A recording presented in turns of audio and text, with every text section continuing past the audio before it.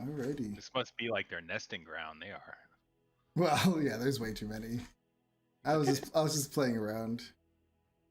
Actually, we are right on the. It's just like one of those. We are on the like we're like on one of those. They like nest in the rocks down here, you know. Actually, everyone, give me a perception check.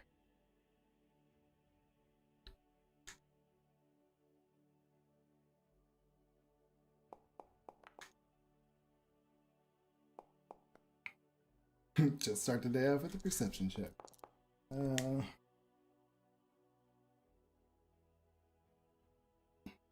Who am I missing?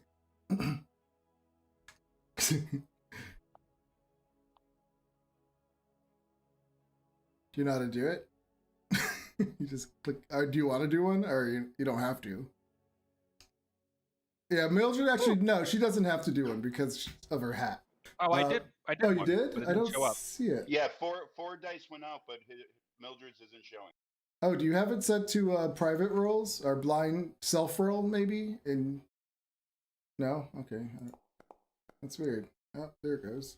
So Leopold, while you guys were here over the last 2 days, you noticed that there actually aren't any birds, big birds that kind of fly over Candlekeep, only little tiny ones. Okay. Interesting. Now I just got 2 more. I'm just looking at my dice. All right. So in our last game, you guys were called upon to find Matrius. He was your teacher. He had found the entrance to a magnificent mansion that was permanent. You guys were able to find the mansion. You rescued him. But as he was leaving the mansion, he got attacked by an imp. While you guys got closed inside the mansion, you had to do some investigating and looking around for some books that had a letter on the spine. When you put all the letters together, it spelled Liberty, which was the password to get out of the magnificent mansion. You also, while you're in there, let me just bring you to the map.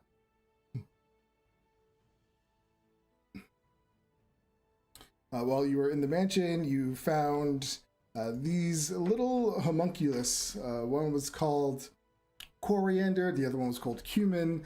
They were happy to see you guys and they wanted to cook you dinner. They just seemed they just wanted to please. That's all they wanted to do while you were there. You saw some cats. And you had a very interesting run-in with these fairy dragons. You kept trying to make you... Oh, I always get nervous when the bell things go off. Because I hear the thing from Twitch. Someone's following, I guess. Carmidian. Hi, Carmidian. The fairy dragons were blowing their little fairy breath into your faces, getting you all high, and guys walking around their little garden area. You also ran into a swarm of animated books. You had a fight with an animated chain library, but you guys just attacked it from up in the attic and it had no chance. Then you made your way into the bedroom of this mansion, and that's where you found the final book that was labeled L, I believe, and it spelled out the word Liberty. So you have now figured out the password to get out of the mansion. You guys are currently in the master bedroom. What do you guys do? I'd like to search the dresser. I believe we did all the searching at this point, didn't we? Or let me double check what's in there. So in this room, this room is open and airy bedroom. There's a canopy bed with a rich scarlet curtain that occupies one corner. A jug and a wash basin stand on top of a chest of drawers, and a fluffy black cat is napping on the scarlet easy chair. One wall is covered with a large painting of a gold dragon perched heroically on a mountaintop. The cat, as you come in here, it jumps down and it was stretching. And this is where you found the puzzle book E. Give me a are you, so you're going through it, so give me an investigation.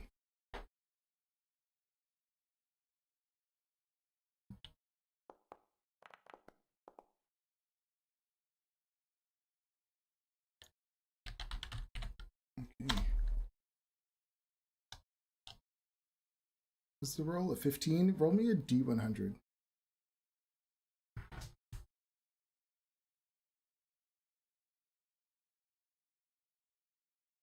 As you open the drawer, you find you open the drawer and you find a giant hockey puck.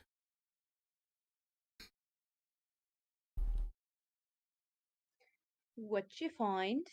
I'm not sure what it is. It looks like a large black disc. Oh, I love a good game of pond hockey. Oh yes. Let's skating.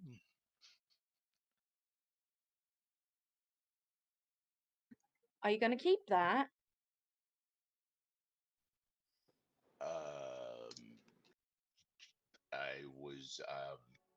I wasn't sure.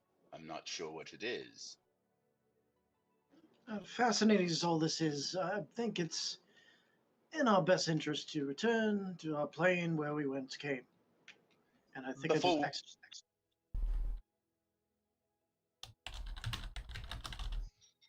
Indeed.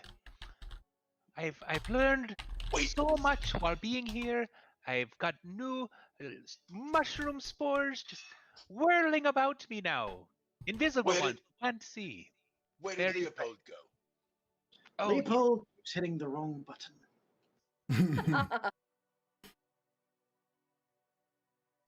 While we're waiting for Leopold to come back, I'd like to take a look at the painting of the dragon. Okay. Yeah, you look at this dragon. It's a gold dragon. What was it?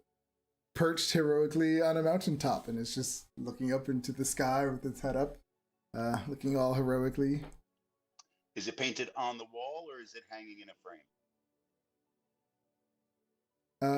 It's on the wall. One wall is covered with the large painting. It's large. It's like, yeah, pretty big. And then you, to your east, you see that there's a balcony.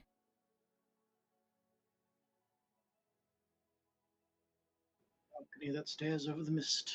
As you look out into the balcony, you can see that the door from it leads to a wrought iron balcony that's lined with slate flagstones, and the greenery and colorful flowers of the arboretum are visible.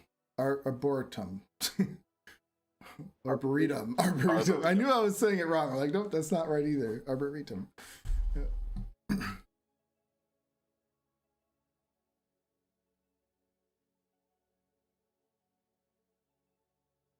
All right. What do you guys do? I believe our mission is complete, so yes, let's go back. liberty? I'm famished. Do we have to be at the front door? Although we just Probably. Yes, probably. Let's go back to the beginning. All right. You guys head down to the door. I can just bring you guys. Make it quicker.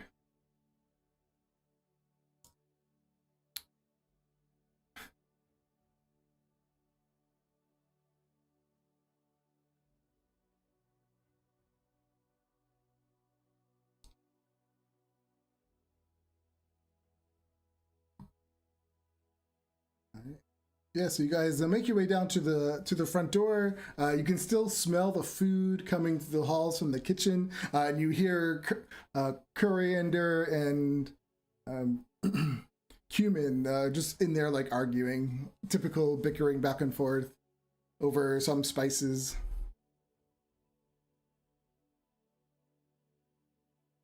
Do you guys just leave, or do you? I'll ask for another bottle of wine before I go. Oh, cumin. Oh, of course, of course. Let me go get you some. And he runs into the back, and he comes out all happy. This is good? Thank you, my strange little friends.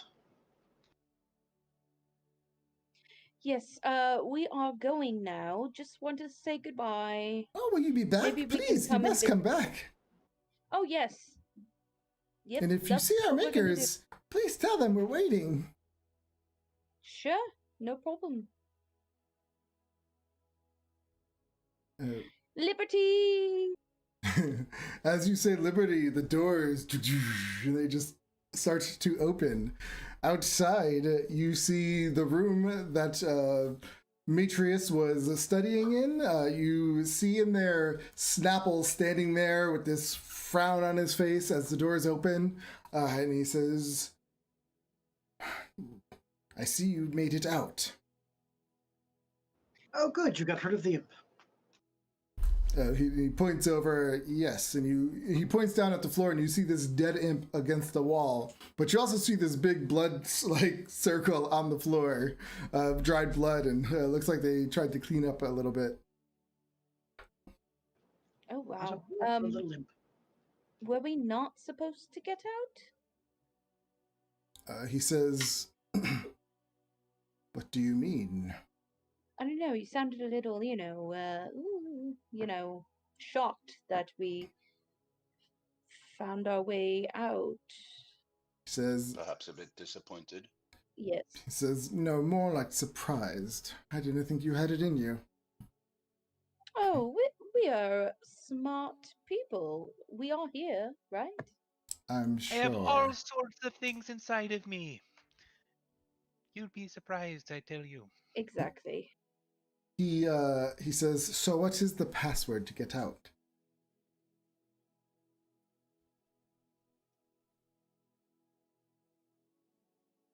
Liberty. He's just looking at you all like, why? Did people not want to tell him? Is that the look that they were doing? Yeah, we're all like, but then I'm just like, ugh, whatever. Liberty. I was wondering if we were being tricked or somehow to give away this word if they couldn't figure it out themselves. Oh well, they just you were the second people to go in. It was Matrius who just found the entrance, so they didn't really have time to figure it out themselves. But he looks at everyone and he says, "Unfortunately, Matrius won't be joining us anymore. He is dead. That imp killed him." And then he kind of sighs. So apparently, I will be the one in charge of all of you. And I expect obedience. He died from an imp. He was a stupid fool. Oh dear, that's terrible. I really would like to mourn. He was such a nice man. There won't be time for that. You must get to work. I thought that was a job that we just finished. Do you think that is your only job? He looks at you. I was assuming for today, at least. I suppose you have earned that. He says, come meet me in the main library. It's on the first floor when you come in. In this building that you're currently in. I quickly checked to see if the bottle of wine that I picked up out of the mansion actually came out. It did. And I will do the same with the jeweled letter opener. And the hockey puck. Let me see something real quick. Actually, yes, it did. I'm going to quickly examine, this blood stain and all of this other stuff and see, try and determine, maybe what happened in here. Are you proficient with medicine? You're just gonna, but you can give me a perception or investigation. I am proficient with medicine. Okay, then yeah, give me a medicine check. Nice. So yeah, you notice there's a lot of blood. So you would know with your proficiency in medicine that this imp must have cut like a jugular vein or something, because when it was walking out, you saw him scream and it cut his throat. And so with the amount of blood on the ground, you figured he probably couldn't speak from gargling blood, and it just all poured out. Probably choked on his own blood, yeah. I thought they were all powerful mages. I mean, you can't cast spells if you can't.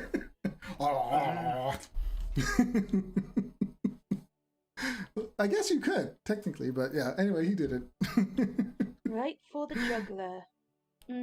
Critical hit. Okay. Alright. So yeah, he excuses himself. When he leaves, though, he looks at Fader and Yumiko, and he says, "You two follow me," and they kind of just follow him away. So, Yumiko and Fader. Yumiko and somebody else. oh, sorry, not Fader. God, poor Rob. He probably thinks I'm always trying to get rid of him. Wow. Leopold, right? No, that's No. Leopold. God damn it. That doesn't matter. Roswell. Here we go. Let me get another folder. I must say, I am going to sorely miss the old, guy who was in charge. Yes, he was very sweet. A Do little. you even remember his name? I'm Maybe. terrible with names, dear. Yeah. I consumed all the time, It's one of the things that happens when you consume large quantities of mushrooms. His name was Marius. Yes, Maris. Matrius. Yes. Did you even remember? Yeah. I've got You it written ignore down. what the voice from the Beyond said. Matrius. You don't know. That's funny. So we'll say it's about 10 p.m. ish. The place is kind of slowing down. People are at the bar. You can see the lights coming through the windows. What do you guys do?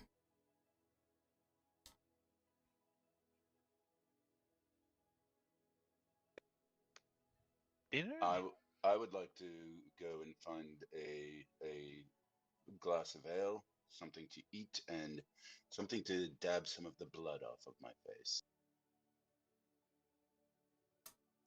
I say we drink to the dead guy. Demetrius! Matrius. Let's all get sugared. Yes, I guess we Here's- actually completed the job without dying. Surprising Here's with to this the group, dead but guy. yes. The dead guy. All right. The dead Oh. guy. So you all go to the hearth. As you go in, yeah, it's a pretty decent busy night. Not too crazy. Obviously, it's a library place, so it's like you see a lot of people around the fireplace and the circle of the room talking about different subjects and matters. You see some people at the bar. So you all go to the bar and get some drinks and start cheering to Matrius. Yeah.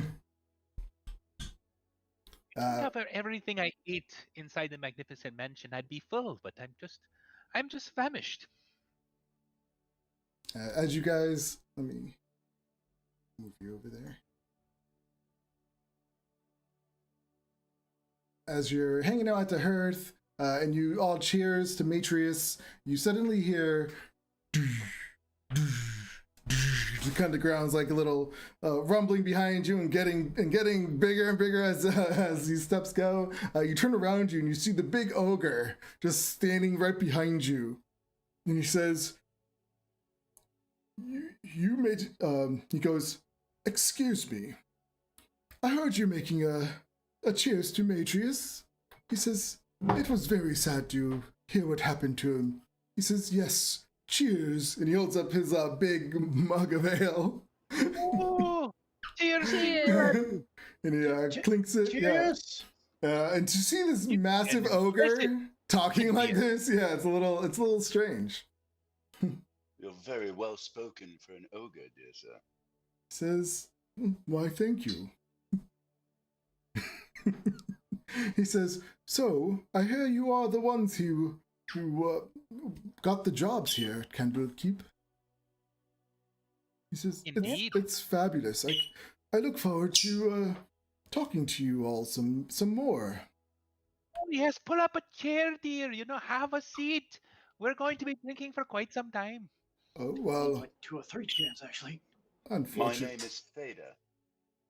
Oh, he says, good to meet you, Theda. I am Little One, they call me around here. Of course they do. Indeed, the irony is very funny. What a wonderful name. He laughs at that joke. So, it is, isn't it? He goes, I would love to stay and join you, but I am pretty tired. Since I had a long day of studying. What are your, areas of interest here? And he looks at you, Mildred. Oh, I'm looking to discover the secrets of other realms and also of natural magics, the mysteries of the natural world. Ooh, that sounds very fascinating. And you, Oh, little it one? is. He looks at Hemlock. Oh, I am here to study more about Saloon, the moon goddess. It's my family's, you know, legacy. Yeah, if that's the word. Yeah. That's what I'm here for. Oh, that sounds interesting. And you? Looks at Fader.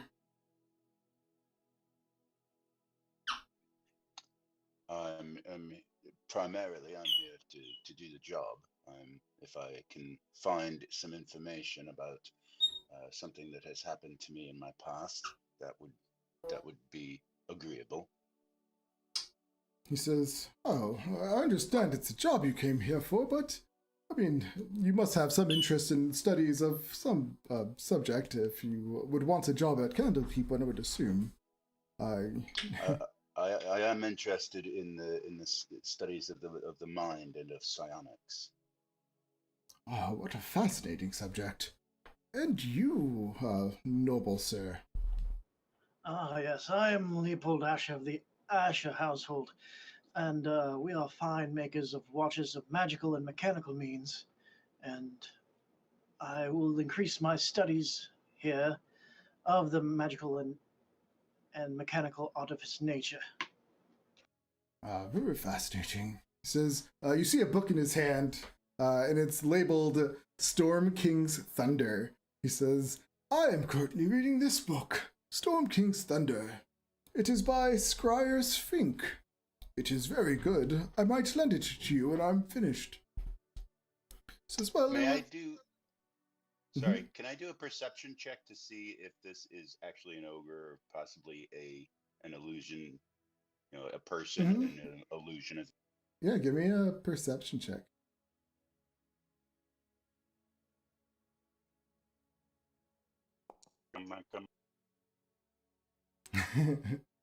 I mean, he looks like an ogre. He does have, this, looks almost like a cap on his head, and you could tell there's something under it. Like a cloth kind of hat, and you can see the outline of a band kind of going around his head. Out of character, you probably know what that is.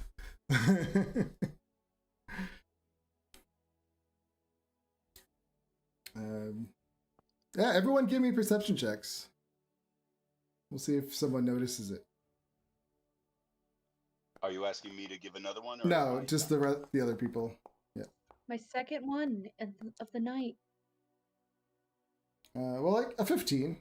Mildred, when you were talking to him, he went up and like scratched his head, and he's on the phone. All right, so yeah, Mildred would have saw that it was a headband of intellect. Ooh. I would love to read that book, dear. Just drop it off whenever you are done with it. Oh, Of course, splendid. It was splendid meeting you. Now, as I said, I am tired. And he gets up, he excuses himself, and he walks away. Hemlock, do Yes, not dear. rob the people we're here to work with. Who said I was?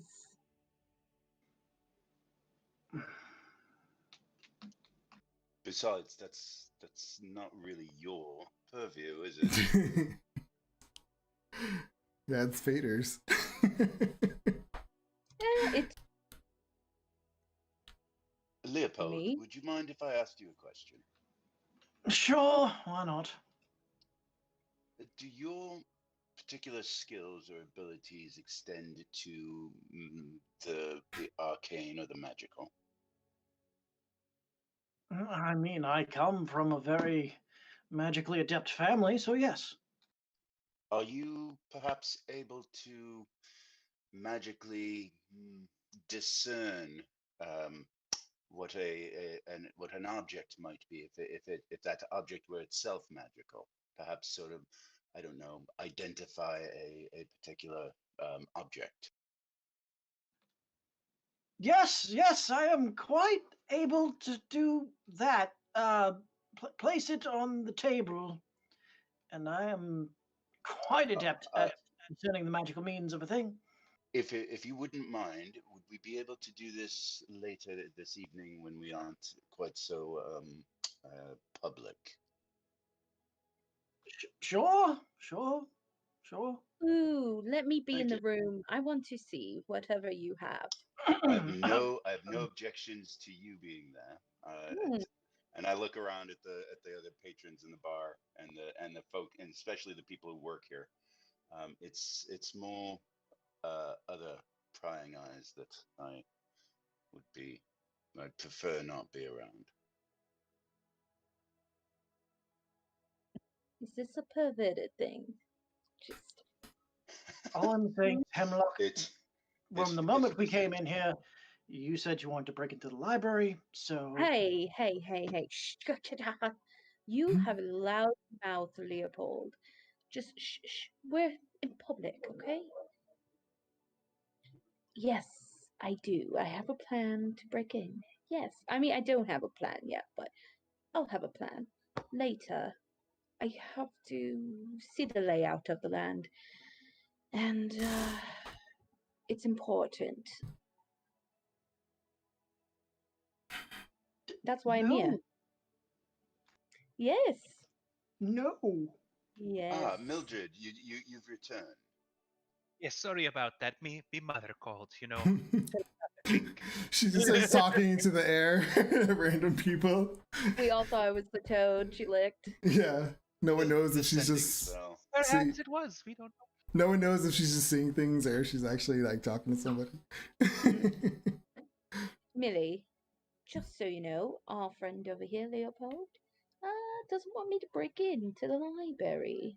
But how am I going to find the secret book buried under the library if I don't break in? Millie. Perhaps we could discuss this a bit more quietly. Exactly. That's what I'm talking about. Oh, yes. More secretly, yes. Secrets. Also, Fader wants Leopold to look at something. I think it's perverted, but who knows? He won't whip it I out. like I was originally going to ask Mildred, but Mildred had to step away to speak with her mother. Yes. Mildred, are you perhaps also capable of magically identifying an item that might be itself magical? Oh, no, dear. I can detect magic, but I can't identify it. Oh, but I That's can detect it unfortunate. and find out if it was magical, and then you would know whether it was worth, investing your time into. No, that sounds like a possibility. I would prefer not to. I would prefer not to bring the item out into the open while we're here in amidst all I don't these need to see it. all I these can eyes. just detect it. I just know. Well, if you were to detect, it would be located in my front left pocket. Oh. You happen to have I'm going to get drink that sounds. That now does sound perverted, if I you said excuse it. me. I In said fact, they are Let's both find out what located he's in got my in his front left pocket then. pocket. So you cast detect magic. See. Okay. The quill that I lifted from Matrius's desk and the jeweled dagger or jeweled letter opener are both in my front left pocket. The quill. I found when I was searching through Matrius's desk, I Mhm. found a quill that I picked up and pocketed. I did not know if it was. I didn't tell magical or you what not. it was. All I know is I have written down magic ? Quill. Let me see if I can remember what it was. Wait, I thought I did say what it was.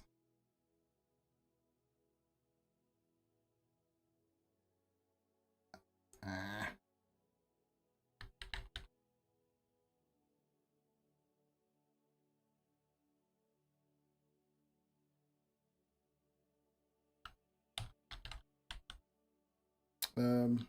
Oh, I think. Oh, okay. So you found. It's just a feather quill. Yeah. If I remember correctly. So Mildred is not detecting any magic. No, so she's not detecting any magic from it.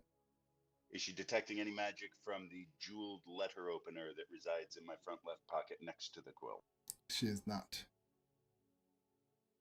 Okay. What the fuck? The strange black disc. And what about the hockey puck? I'm holding in the front bulge. of me. Oh, I was gonna say the bulge in his pants is not glowing either.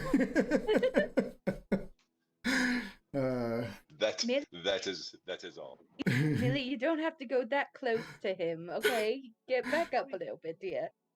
Oh, he's got something in his pocket. Yes. Oh. Okay, no problem. I just go back to my drink. It isn't magical, I think, anyways, you know. I am a wood elf.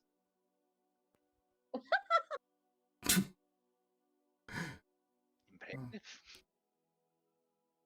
But yeah, as you look around, you see magic everywhere in this place. All the doors are glowing. The big ball up in the air is glowing. So you're just seeing like lights everywhere now. Wouldn't be D&D without a penis joke, honestly. Might as well take advantage of it while we've got it then, you know, just lick the toad and like, this is great.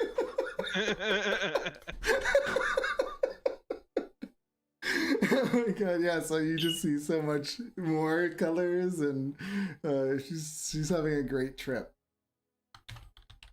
That's hilarious. I'm gonna go ahead and retire to my room and Oh wait, I think I know what quill you had. Sorry, I know what quill that was. When you look at his quill, since you have detect magic on, you can see the quill turning different colors. all right, that's the quill that just is basically mock in different colors. I can see it now, dearie. I needed the special toad magic to get, you know, the full effect. But Yeah. it's definitely magical. The quill rotates through all the colors of the rainbow. It's like one of those pens that you're like, Yeah, check the four things on it. Yeah. Why, what did he think it was? Could you just wave it about, dear, in like a dancey like pattern, you know? Perhaps we can do a little dance. Do we have any idea what school of magic Matrius was in? I don't think you asked him. Okay. I knew he was studying extraplanar, but that was about it. From studying the book, but that could just be magical artifice for all we know. Okay, so what do you guys do for the rest of the night? Hemlock. I am. Did it get dark? Yes, I would say it's pretty much midnight right now. I'm just gonna walk the Oops. grounds, look around. see if there's any guards. And then I mean, yeah, you see guards at the Emerald door, and you see guards at the front entrance. and then look at the moon, and then go back in my room, say goodnight to Millie, and Oh, good. good Yeah. good night, Millie. Would you like to go dancing? Oh no, thank you. I'm going to bed. Night. Oh, have a good one. See you in the morning. See you in the morning. Does she actually go to bed? Yeah, I go to bed. Okay. What does Fader do? If it would be okay, Fader would like to wait to find out what Leopold is going to do. Yeah. So Leopold, while you're sitting there doing what you're doing, you just see Fader staring at you awkwardly. I'm going to go to my room now. I'm going to follow Leopold to his room. But What is Mildred doing while Leopold and Fader start to get up? Oh, just dancing and singing songs and, having a great old time.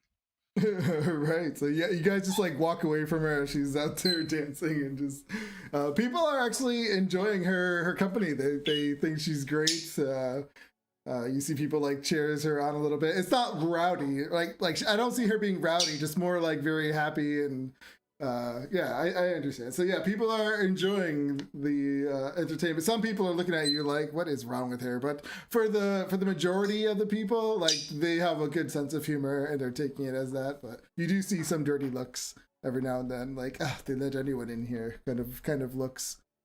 Really certainly does not care. Yeah, exactly.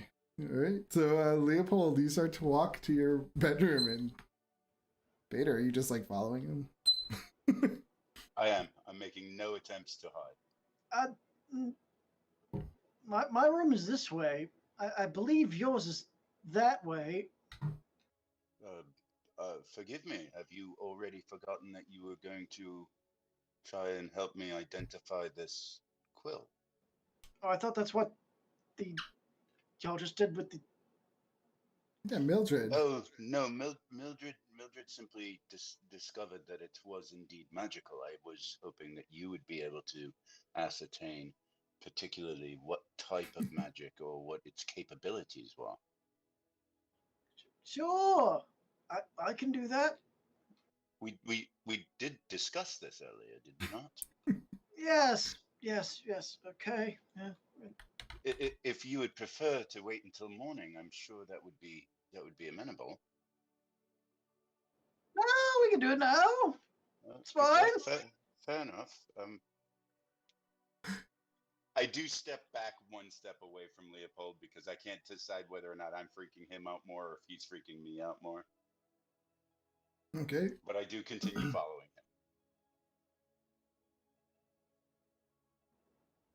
Okay. Once we get in the room, I'm going to cast Detect Magic because I don't have the ability to identify. He just played it off like you did. So yeah, when you detect magic, that's what you see. You can tell that it is. You're doing detect magic. You said, not identify. Oh. I don't have identify. He just played it off like he did. Oh. So yeah, I guess that's all you see. You see it glowing and it's changing different colors. This pen appears. It changes different colors. That's all it does. That is certainly helpful. Thank you very much. I will take the quill. I'll go back to my room, find a piece of parchment, and start just writing and seeing if I can figure anything out from it. Yeah, as you're writing, it's like changing colors, going through the rainbow. If you try to like stop it, like say just red, then it'll just start writing in red. Oh, sorry. You wanted me to look at the puck too, didn't you? I feel like if the puck was magical, Mildred would have. Yeah, she would have saw it glowing. Oh, okay. I still have some knowledge. The puck was not magical. Can I tell what the puck is made out of? whatever pucks are made out of in that time period. so Probably bone. Actually, I don't know. like a hockey It puck. used to be wood. Yeah. Oh, wood. Whatever. Yeah. So I guess it's made out of nice polished wood. Okay. Yeah, and as you're writing with the quill, it changes colors unless you specify a color. Then it starts to write at that color. I would like to make a mental note to discreetly ask about tomorrow morning to find out no, Fader wouldn't know about this. And after Fader leaves his room, Leopold's actually going to take a deep breath out, put his pocket watch on the table, and jump into it for 4 hours. Awesome.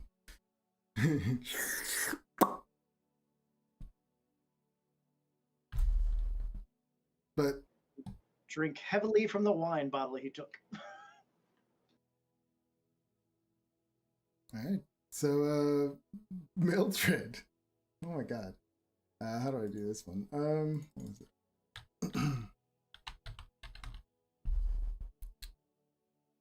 Give me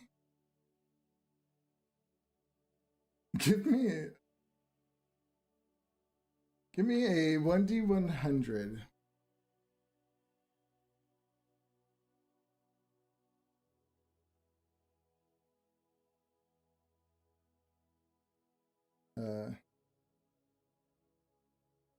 All right. The next morning when you wake up, you find a little coin, like some of your extra coins in your coin purse, and you have 10 extra gold pieces. Right. I don't know if she notices or not, but it's in there.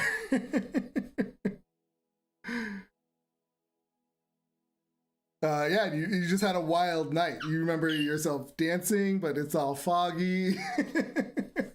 And you woke up with this money. Excellent. Oh. Better, wake up and just start tending to all my plants that I've been growing. Oh, and now I've got so now I make mushroom spores that are just like constantly around me, and I just start like putting them all into the damp soil, and I'm just gonna start growing mushrooms. If I can do that, I don't know. Yeah, I'll see why not. All right. So next morning comes. Does anyone do anything special in their mornings, or do they just go right to work? Or do they meet up? What's your morning ritual? I wake up, I go to Millie's room, knock on the door. Millie, wake up. Oh, I'm awake, dear. How was your night? I had quite a rousing time. Yeah, I heard. I went to sleep. I did a little perimeter check, seeing if there's guards around the library. How long would you have spent doing that check? Probably just like 2 hours. Oh, that long. Okay. Give me a perception check. Okay. I thought you were just like looking around, like look and no. walk away.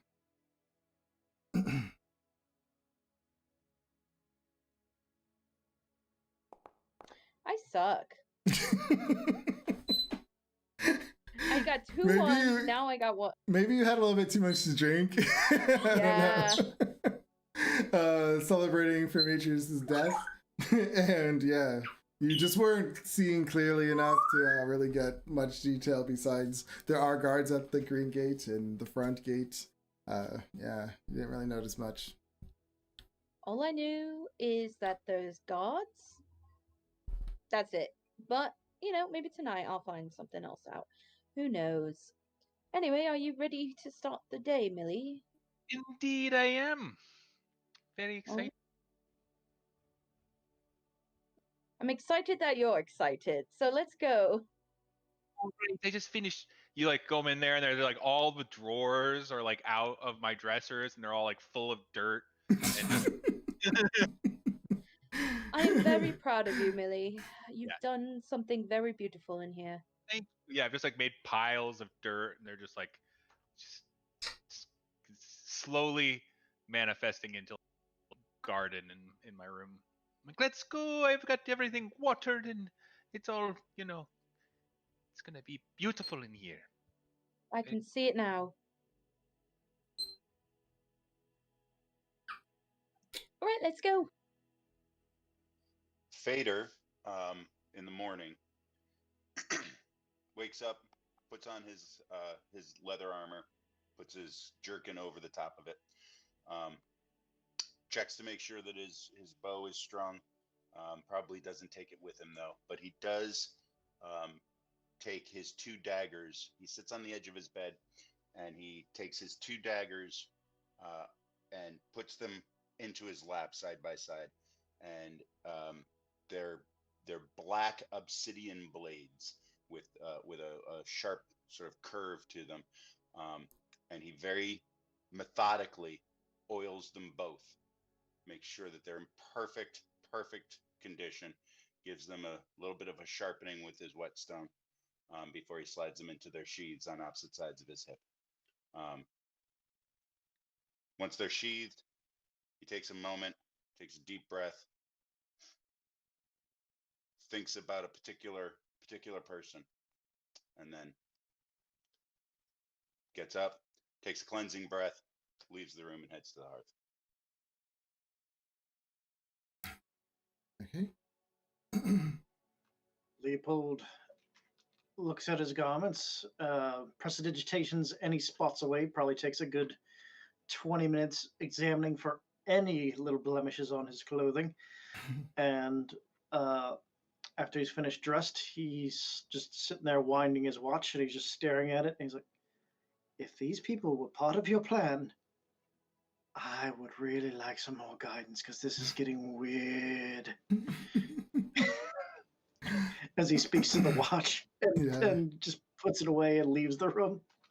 Yeah, you get no response. How often does he talk to his watch? I'd say probably every day, just a little bit. Just trying to get some kind of guidance from his patron that he really hasn't had much contact since he left Waterdeep. Mm-hmm. Did you ever share any of this with the group, or? No, I mean, he didn't even cast Eldritch Blast until like the final fight. All right. Is he okay? So you all head over to the pillars of. I'm not gonna say it. I can never say it. Pedagogy. Yay! Perfect, pedagogy. I did it. Yeah, you head over to pedagogy. When you 7th floor library, correct? Mhm. Yes. Yep.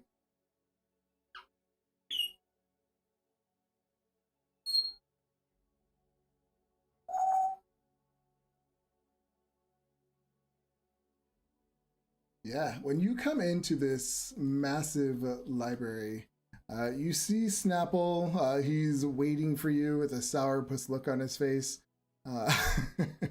You see that there are just tons and tons and tons and tons of books all around you, and these massive bookshelves. They kind of circle the floor that you're on, and then you see these massive stairs that kind of go up to a second floor, and then you see bookshelves going all the way around the room.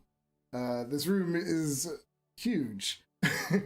And in the center of this room, you see this blue kind of a ball that's just swirling with this blue kind of smoke. Looks almost like it almost looks like it's liquid, but smoke at the same time. It's glittery and silver and blue. I'm just gonna say my vision is very limited in here. Your what? My vision, like I've only got like 5 feet of light. Do you have dark vision? Oh well, this place is lit I up. do have But dark vision. oh, you do? I Maybe not. No, I don't think you do. That's why you. But let me. Halfling? But the No. lights would be on. Let me turn on the lights. Turn on the lights. There we go. Are like halflings and humans the only ones that don't have dark vision? I have no idea. Okay. Yeah. Yeah, I think so.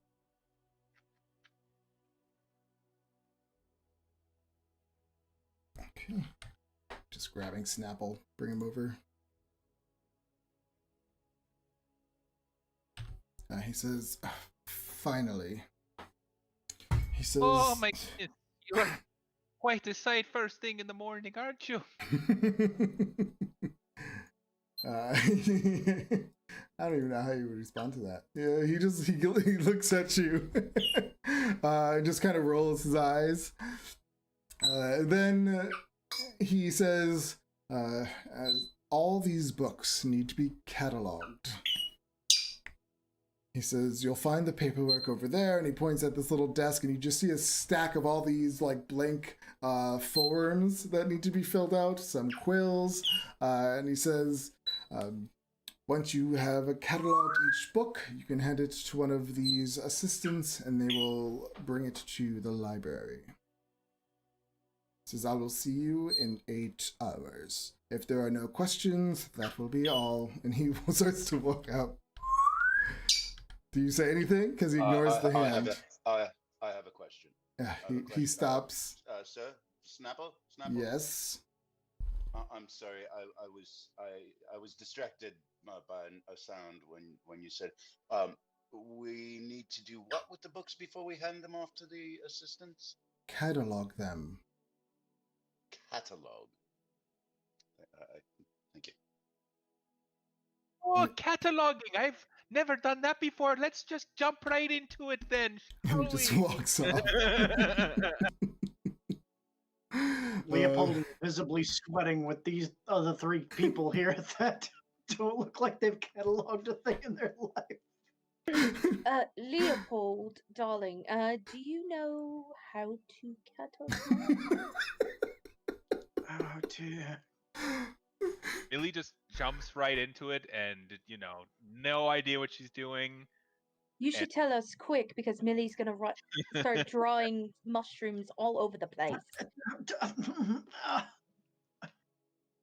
Okay, so I think I'm going to cataloging need process. a lick of the toad before we get this started, No, don't lick the toad! It's very interesting. Don't lick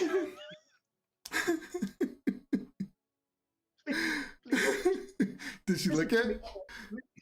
No. No. Are you sure? Because, I barely said you need your faculties with you in order to catalog this. facilities. Yes, all your faculties, dear. Now, Yes, this is quite the facility. no.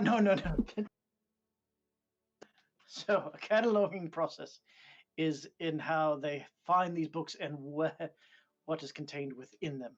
But they're right there. Yeah, yes, they are there, but they're That's- going to go someplace yeah. else. But then they'll be there. Perhaps Never if mind. you- I'm perhaps going to if roll you a performance cohesively- check to see if I can explain how to catalog these things to them, if that's okay. Yeah.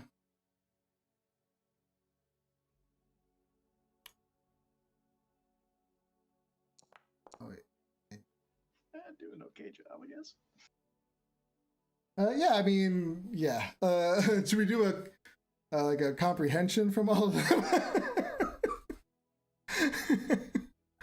An intelligence check, maybe, to all those who don't know how to, who wouldn't know a thing about it. Who would that be? Would it be any of you? Mildred and Fader? Okay. I wouldn't know anything Would about that be an insight check? Yeah, let's do an insight check. Gleaning clues from No, body. because that's wisdom. Wait, what? No, that's wisdom. So this would be intelligence, wouldn't it? Determine the true intentions of a creature. No, this would be an intelligence check. So give me an intelligence check. Hemlock, you could do it with advantage if you might have a clue.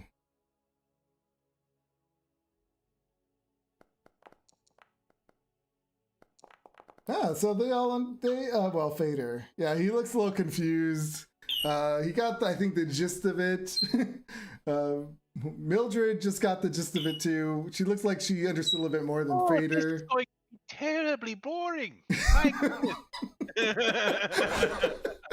This is the job you signed up for, dear. Yeah, and Hemlock knows exactly what she's doing. The ones that you cannot read, place by me. Okay.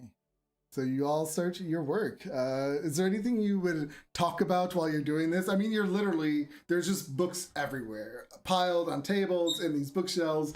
You grab one, you grab a form, you catalog it, title, author if you could find one, conditions of the books, descriptions of the books, like what they look like, all that, everything, all the details about these books. You kind of have to scroll through them a little bit and read and see what they're about, because some of them are journals. So you would have to go through all the journal entries and kind of get a gist of what his journals are about.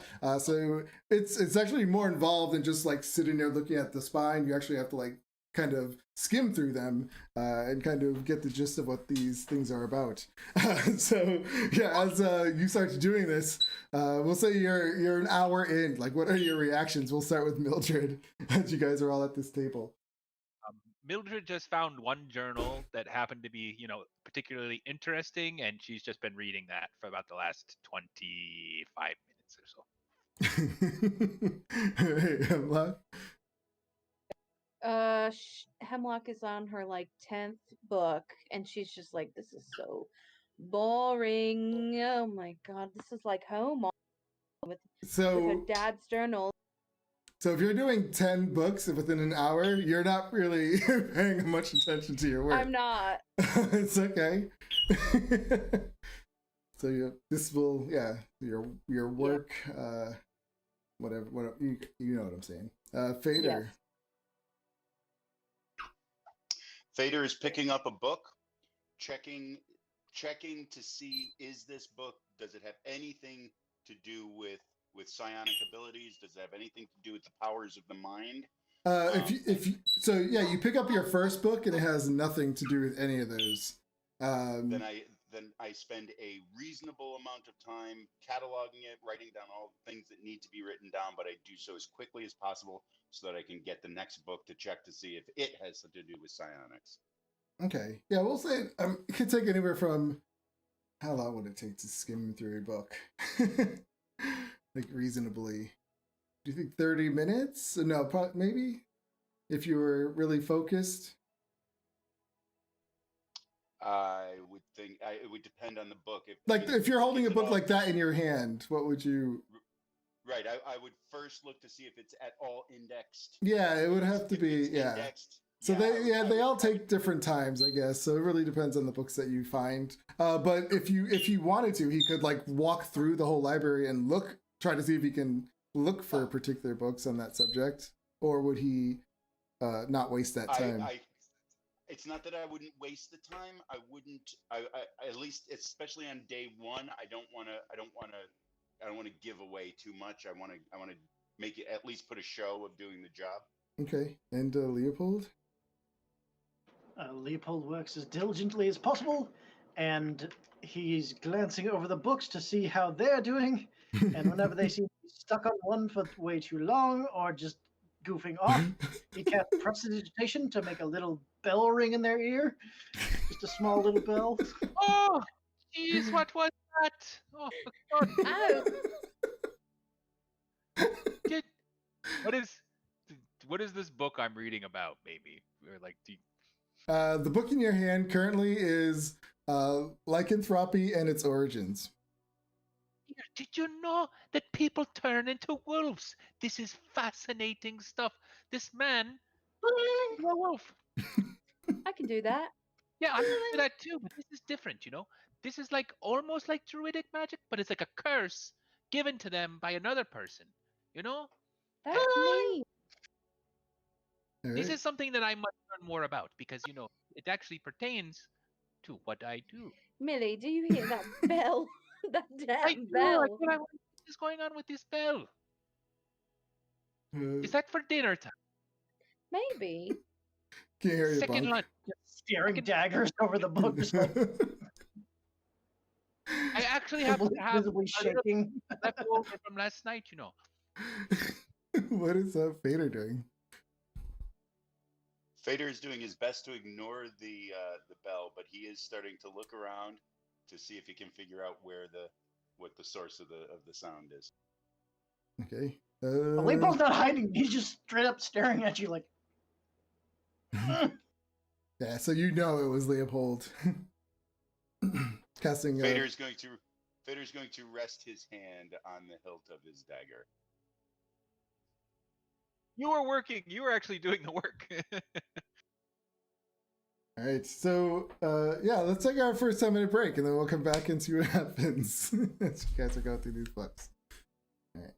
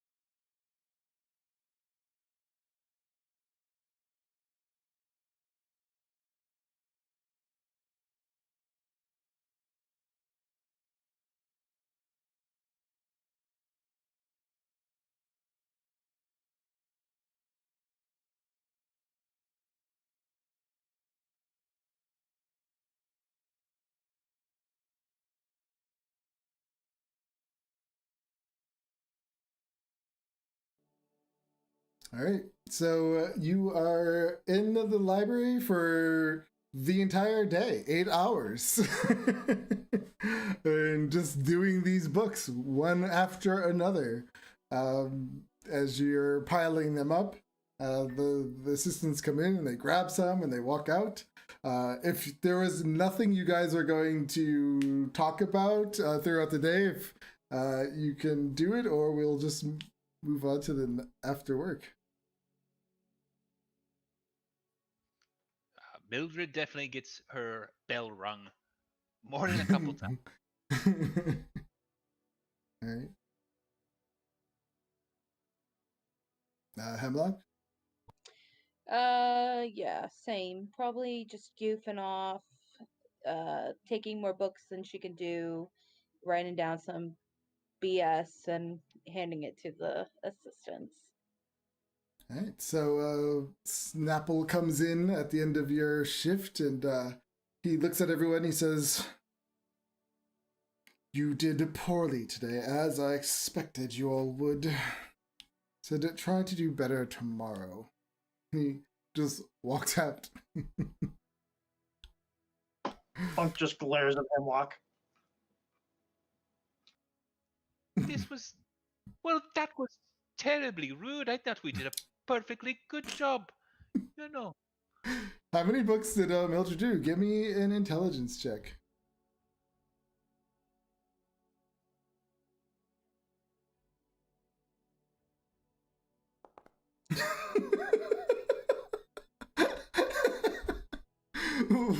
We'll say that's exactly how many books Mildred did. No, No, I mean, let's see. Cantrip Yeah. is so fascinating, you know. Let's... Maybe I could become a werewolf. She read like the whole book. Leopold grabs one of Hemlock's forms. The history of ham sandwiches? Really? So, is there any books that people would have specifically been looking for? I would be looking for anything with the Goddess Saloon and probably nature and animal stuff. But I'm just like, I probably didn't find it, so that's why I was just like, BSing around. Okay. Look for books in like nature magic, or necromancy, Yeah. or shapeshifting, transmutation. I mean, that would be another reason why Mildred did so poorly today. Because she was probably looking for the books longer than she was actually working. But unfortunately, besides that lycanthropy one, you didn't find one at your interest. But remember, there's like thousands of books. This map doesn't really give it justice. I need to like start throwing some little book piles everywhere. This whole room is just filled. It looks like it'll take a lifetime. All right. Hemlock. Intelligence check, please.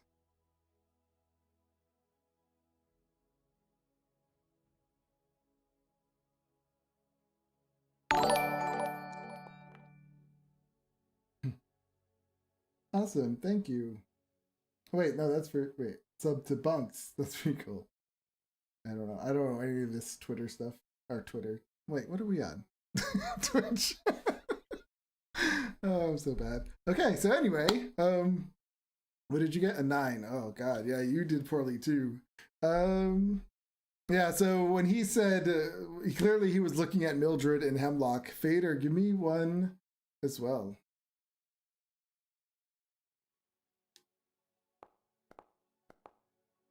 Oh my god. You guys are so bad on your first day at work. Leopold, give me one with advantage. Because you were looking for skimming through for soul books as well. Leopold I was probably paying way too much attention to trying to get them to do their work. Leopold, you did. I mean, yeah, you obviously did the best because you were just doing them in order. You weren't trying to find a particular book, but they're constant annoying. Like they're annoying you and just doing whatever they were doing. Kind of brought you down a little bit. Otherwise, you would have done a better job. All right. So what do you guys do again for your first night at work? The library starts to people start to the assistants. They all kind of leaving you guys in the library by yourselves. What do you guys do for the rest of the night? When you say we've been left in the library by ourselves, do you mean in this particular space with Yes. all these books? Yes. I'm going to start. I would like to start by looking at that blue foggy thing in the middle. Okay. Give me a. I'm trying to see if I can discern anything that's happening in the fog. It's sort of, is there anything I can see in that mist? Give me a perception check.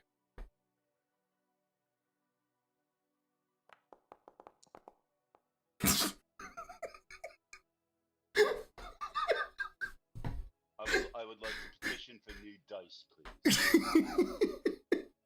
You're just amazed by the swirls that are happening inside. It looks like one of those metallic like you see I don't even know what they're called, but it kind of looks like a metallic liquid inside that's actually swirling around more than a fog.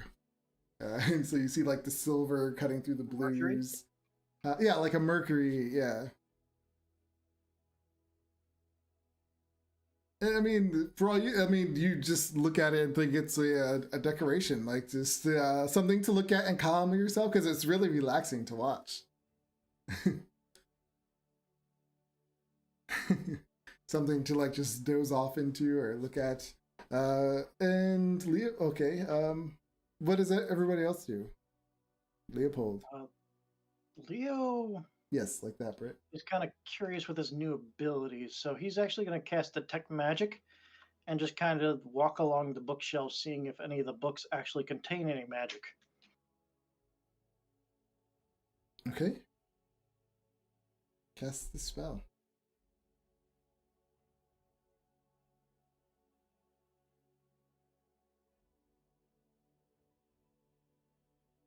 Oh, I don't actually have the spell in my spell book. Okay. So yeah, you cast Detect Magic. And as you're walking around and looking at the books, one of them does start to glow. I'll go ahead and read the spine. All right. When you take this book down, it is about 7 inches wide and 9 inches tall. This brown leather cover is worn from time and used.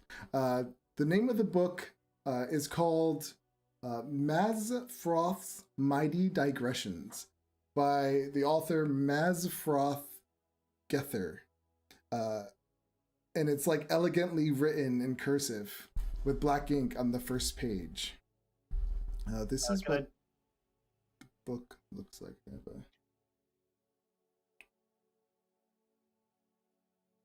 I have handouts.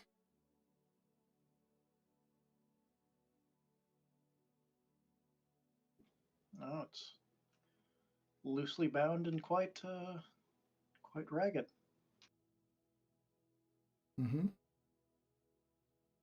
Can I do a history check to see if I know anything about that name? Give me a history check.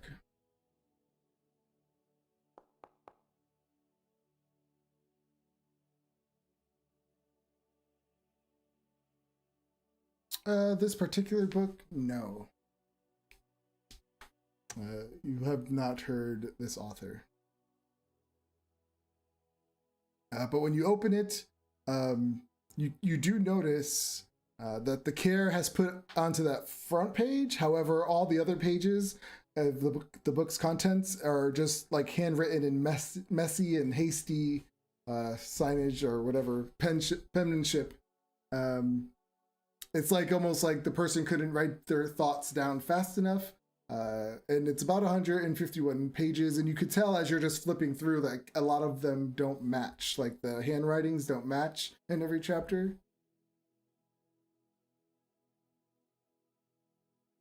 Well, the pages don't match. Sorry, the handwriting does, but the pages don't match, indicating that the author kept adding more pages. Sorry. But yeah, the stitching is haphazardly, and it looks like it could just come undone at any moment. What do you do with it?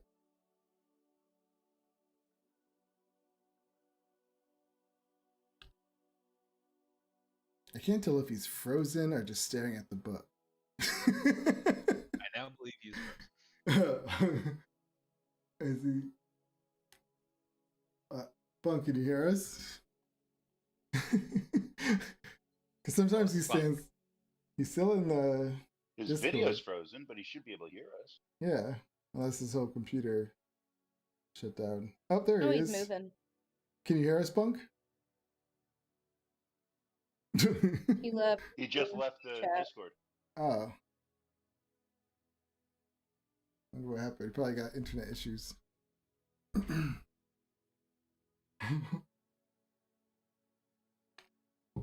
Windows updated. All right, so yeah, you just see he's over there holding this book. What about Hemlock? What is she doing?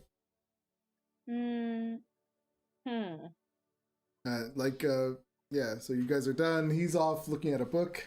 You're with Mildred and Fader at the moment. Sorry about that, guys. Oh, it's you're okay. back. I'm getting toward that point of the year where my internet connection has an issue during the heat. I gotta call my internet service provider this weekend. Yeah. Is So there people around, or is it just? It's just you nobody for else? now. It's not. There's no timing to it, but maybe in like 20 minutes, someone might have come in and grabbed something and walked out. But yeah, it's pretty empty. Mm. Like no one's in there at the moment. I don't know what to do. I guess I'll just randomly walk around, see if I can find any books about saloon, or any nature thing. What I was trying to look for. You found a book on magic and the weave. When you were looking up goddesses. So you learned by looking at this book that all magic depends on the weave. And then there was all magic depends on the weave and an interface between the casters and raw magic that is governed by Mystra, god of magic. Arcane spellcasters access the weave directly, while divine spellcasters are granted access to it by their deities and ideals. Damage to the weave can cause unimaginable destruction, as evident by the spell plague in 1385, the year of blue fire. That's kind of what you pick out of it as you're looking for information on goddesses. You just got this goddess instead. Mildred, with your book though, you learned some scholars believe that Malar, god of the hunt, is responsible for lycanthropy. Mazfroth disagrees with this theory on the basis that not all lycanthropes are evil as Malar is. Werebears are an example of lycanthropes that are usually good. Oh, I'd love to find myself a werebear. They're probably so cuddly. Oh, jeez. Fader, what does he do? After Fader drags his eyes away from the blue sphere, he notices off to his right, to the east, there's a brown sphere that looks similar. He's going to go and take a look at that. Okay. Yeah, you look at that one. It is just like the blue one, but brown.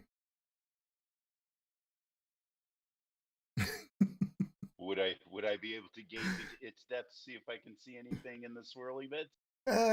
You already did this check for the same thing in a sense. So at this moment, no clues are coming to you what they do. But I like the try. Leopold, how far did you get before you got cut off? Basically opening the book and then cut. Oh. All Sorry. that information. No, I don't remember what it was. Sorry. No, I'm kidding. Let's see. Oh, okay. So yeah, it's 7 inches wide, 9 inches tall, brown leather. It's worn. You notice on the front page that It's written in really elegant handwriting. The author and the name of the book, which is Maz Froth's Mighty Digressions, by Maz Froth Geether. You notice, however, as you flip through, that it looks like throughout time other pages have been put into this book by the same author, but that the pages don't match. And it's stitched haphazardly, and it looks like it could come undone at any moment. Can I tell what type of magic is on it? The school? Ooh, conjuration? Hmm.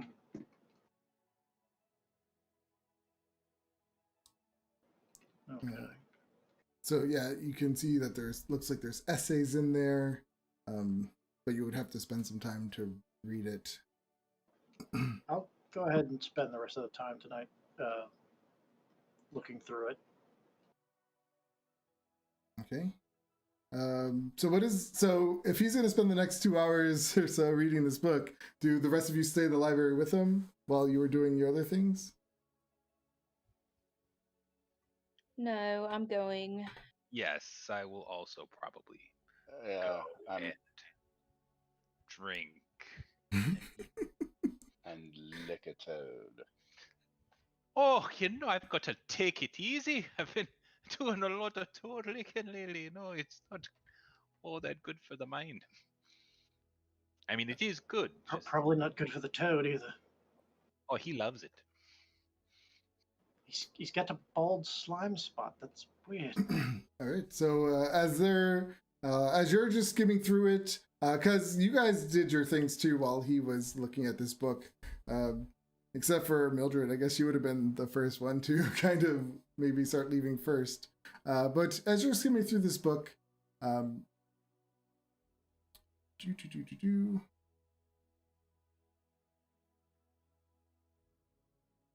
you. Okay, never mind. Yeah, as you're skimming through this book, you see that he has some notes just on the abyss that's ruled by demon lords, Baphomet, Demogorgon, all these other kind of demons, and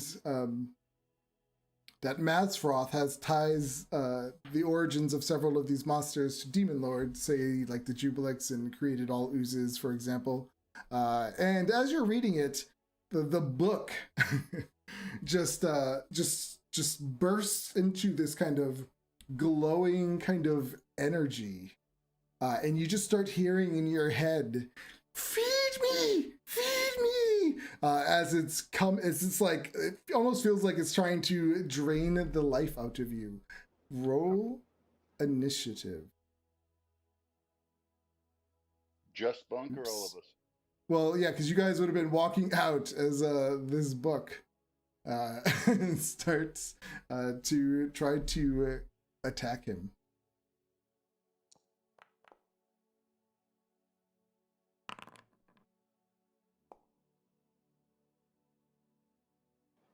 Oh.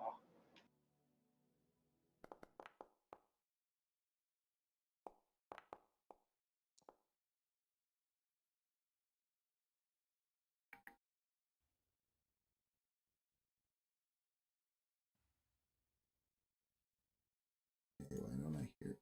Oh, low.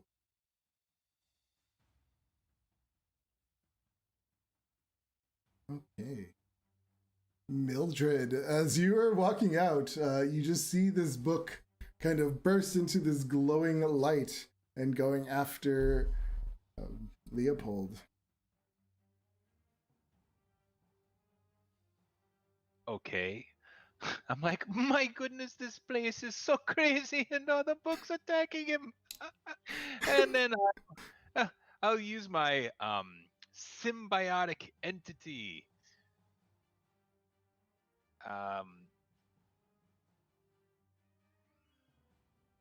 Okay, yeah. So a symbiotic entity, which gives me 8 temporary hit points. It doubles the damage of my halo of spores and gives me an extra 1d6 necrotic damage when I hit my target. So what does this look like? Oh, I can't do it. Oh, I'm like, okay, here we go. Puff, puff, puff, puff, puff, puff, and all of a sudden, like all these like spores like start glowing with this sort of like dark necrotic energy, and they swirl around the book. And Yeah, right now it's like a glowing blob of ectoplasm. Just. so he'll take 4 necrotic damage. This is like an automatic hit. Oh no. It needs to make a Constitution save. I'm trying to find that. I don't. Is that what this is? Constitution save? Yes. Okay. It doesn't say it in the description. I don't see it, so that's why I was asking. 14. I want to make sure that my spell save DC is correct, but it says it's 13, so I think that's a save. But that seems really low. I mean, you're Anyway. level 2. It's true. Okay. Yep. Good save. All right. So no damage. Oh, but I think I'm sorry. Let me just look one more time. As a bonus action, I will use my shillelagh. But I don't think I can use an attack spell yet, so it's just transformed. I think the Halo of Spores is actually a reaction. It is. Oh yeah. No, but I have to use an action to activate. Oh yeah, just like transforming. Yeah, So, gotcha. so I use my reaction, my bonus action, and my action. So that's it. Okay. Well, lost, but all right. Vader. So, yeah. So I have a Halo of Spores is constantly active. I have it all the time. But then I can use my like wild shape to use symbiotic entity, which just makes it more powerful. Gotcha. That's cool. Vader. For purposes of the map, right now the book. Oh is wait, next this to isn't me. Vader. No, this is Leopold. Why do I always get you guys confused? I don't know. It couldn't be because of my rugged, dashing, handsome good look. It must be.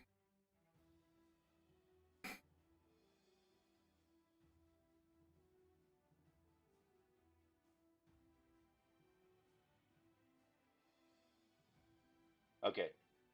The book is just outside of my range, so I'm going to use my 35-foot movement to get closer to the book and throw one of my daggers the entire time, bemoaning the fact that I left my bow back in my room.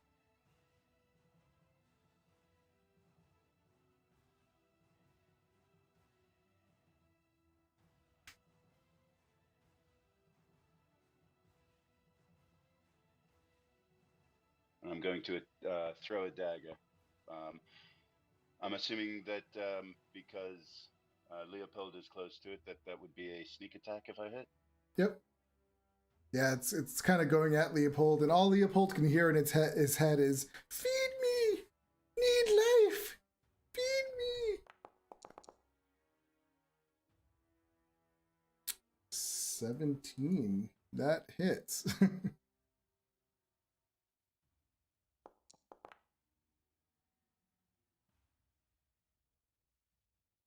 6 piercing.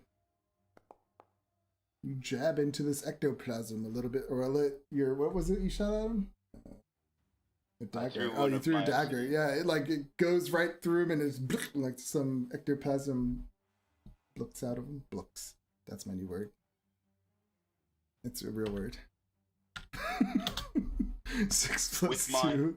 With my I've used all of my movements.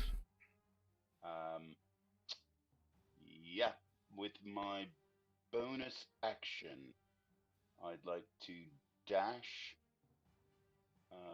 around.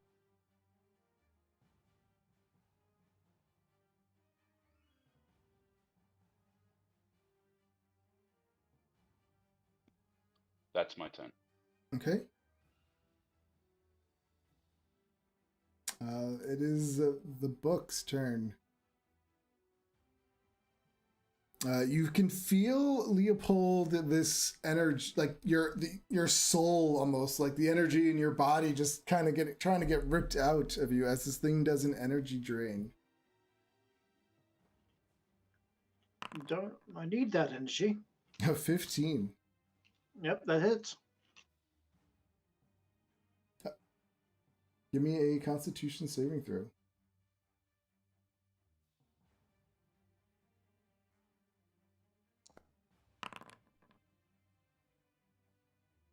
All right, so you save the Constitution saving throw, but you take 13 necrotic damage. That's a lot of damage. Not looking hot. That's for sure. Yeah, so you just see Leopold's energy just get sucked out of him into this this blob of energy. Leopold, you can hear in your head, "Tastes good." Hemlock. No, like. All right. I'm going to use Primal Savagery.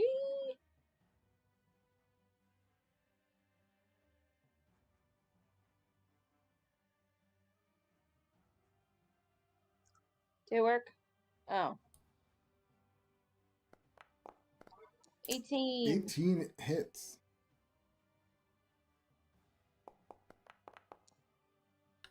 I love the image I get of her, like her claws coming out, and I like the way she looks. Like I hear always that cat sound, right?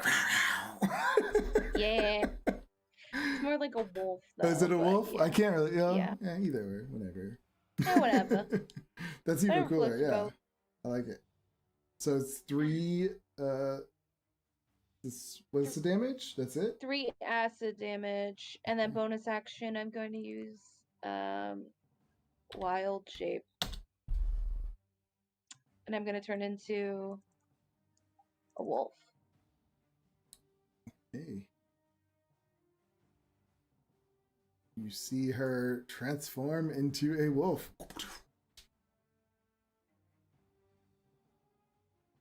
That's not something you see every day. Yeah, what does it look like, Hemlock?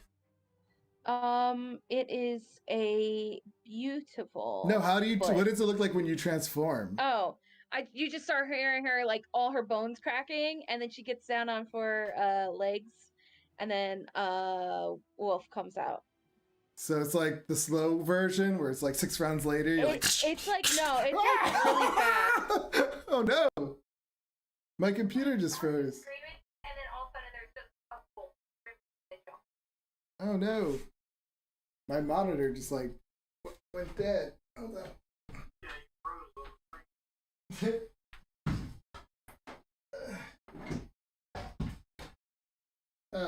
we go.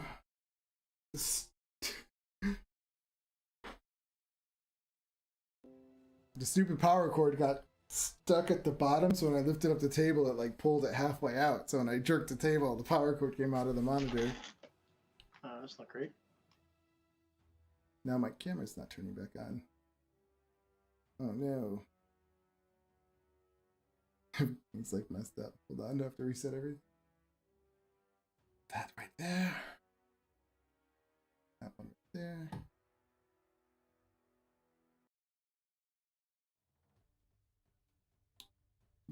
Do. Put all my windows back where they were. Also, Yeah. Hemlock's a blonde wolf, not a brown or black wolf. What kind of wolf? She's like a dirty blonde, shaggy wolf. Okay. That's what she looks like. Yeah, so turns into this wolf. Alright. Leopold.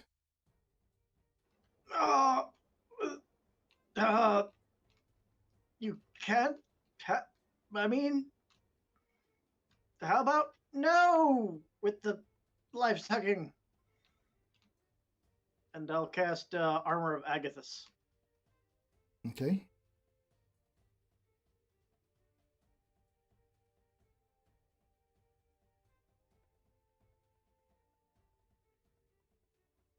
All of a does this do? Predicted magical force surrounds you. Whatever. Manifesting as a spectral frost that covers you in your gear. That's cool. Yeah, I got 5 temporary hit points, and if he hits me, he takes 5 cold damage. Okay. Is that it? Yep, that's about all I can do. So what does that look like when you cover in frost? Just kind of trace the outline of my watch right quick, and you just see like a little bit of frost exhale from his breath, and like this little glisten along parts of his leather armor just comes out. Awesome. Okay, Mildred. Oh, this book is awfully evil. I can see it now. Let's go. And I just run in there with my shillelagh and smack it good.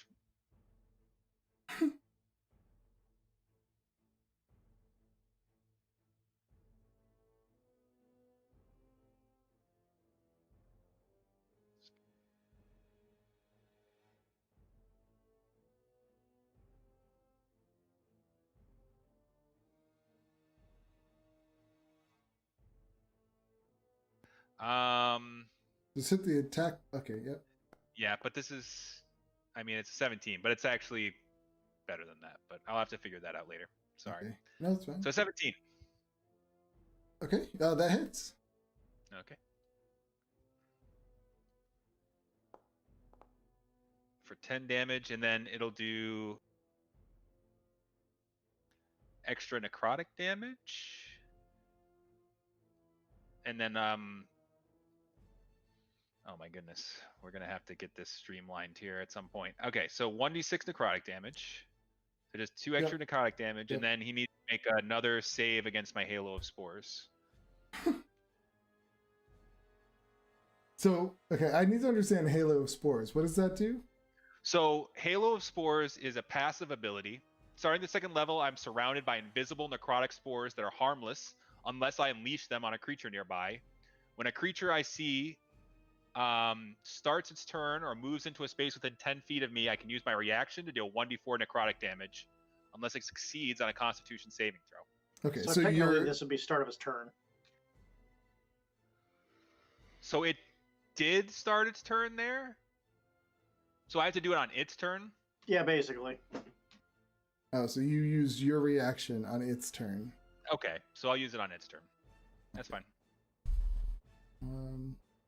But it still takes the extra 2 damage on top of the 10. 2 necrotic damage, yeah. Alright. Okay. Yeah, that did some good damage to it. Who's next? And just so you understand, just real quick, so then on top of that, I can wild shape using Symbiotic Entity, which gives me 4 temporary hit points for each level I have in the Druid class, and it doubles my Halo of Spore damage, and it does that extra 1d6 necrotic damage. Okay. It's one of those complicated things. Vader. I'm going to use my action to run in to the book. I'm going to attack melee with my other dagger. Is it possible before I use my bonus action to disengage? Ooh, to disengage. I don't have any more movement. I won't have any more movement. Yeah, I'm gonna use my movement to run in. I'm going to attack with the with my melee with my dagger. How much movement do you have? 35 feet. So if you're running through people, that's double. So if you... Is that double? Is that right? I'm not sure what that rule is. I don't see where you could run. You would have to run into Mildred's spot and run back out. Unless... there's... I guess you could say you jump on that table. Yeah, if I did that, I don't want to throw my only remaining dagger is the only thing. So All this right, is I'm going to run and get closer. And yeah, I guess I'll go to there.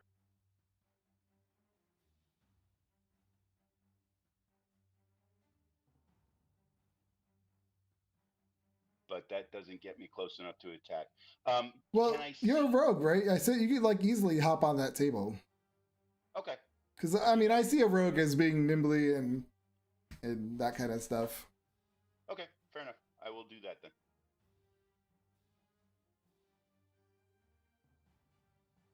So you do like a cool slide on the table, and you attack, and you hit him, or it, I should say. At this point, you see Snapple come in, start to walk around the corner. So he takes another 9 damage. Nice, that does some good damage. This ectoplasmic ball is just like starting to droop down and kind of weave around. All right, is that it, Fader? Yes. Yeah. All right, it is up. I will roll to see who it goes after. We're just gonna go around, around it, starting with Brittany as 1. So 1d4. It goes after Mildred. You hear in your head, Mildred, feed me. Let me mind your creepy little book. Yeah, 15. That misses. Yes. Wow. It goes to turn at you and you put your hat down or something and it blocks it. Right side of my hat. Yeah. Down. Bloop. All Yeah. around That's awesome. Bloop and it just like misses. Yeah. Awesome. Hemlock. Yeah, Snapple comes up. What is going on up here? I bark and I bite the book. Okay. I would hope so. I bite Snapple. That hits. Okay.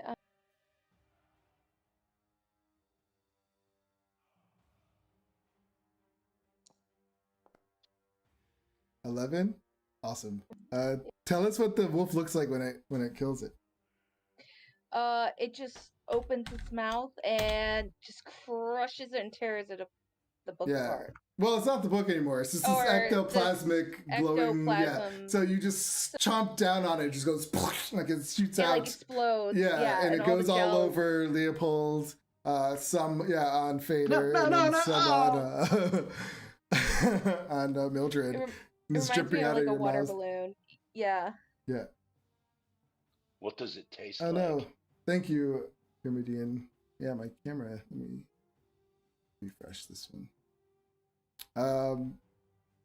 No, it's foul. It just tastes like it has a foul metallic. It tastes probably it's No. gross. No. And it smells horribly. Oh God, no. Takes me back to the bog. It does. I look over. I say, Indeed. Leopold, Rotting. you've got something there on your Oh. lapel. Got disconnected. Just there in your shirt. I don't. Oh, I'll take care of that for you, dear. And I spit on my robe and I just start wiping it off. I'll get that for you, no problem. We'll clean you right up. And like it's really dirty. It's actually like leaving behind like a brown. It's just the dirt from my robe is just melding with the smudge Thank saliva in there. you, my dude. All Yeah, right. you missed a spot, Mildred. Just there, Oh, there on the I know. Don't worry, I've got it.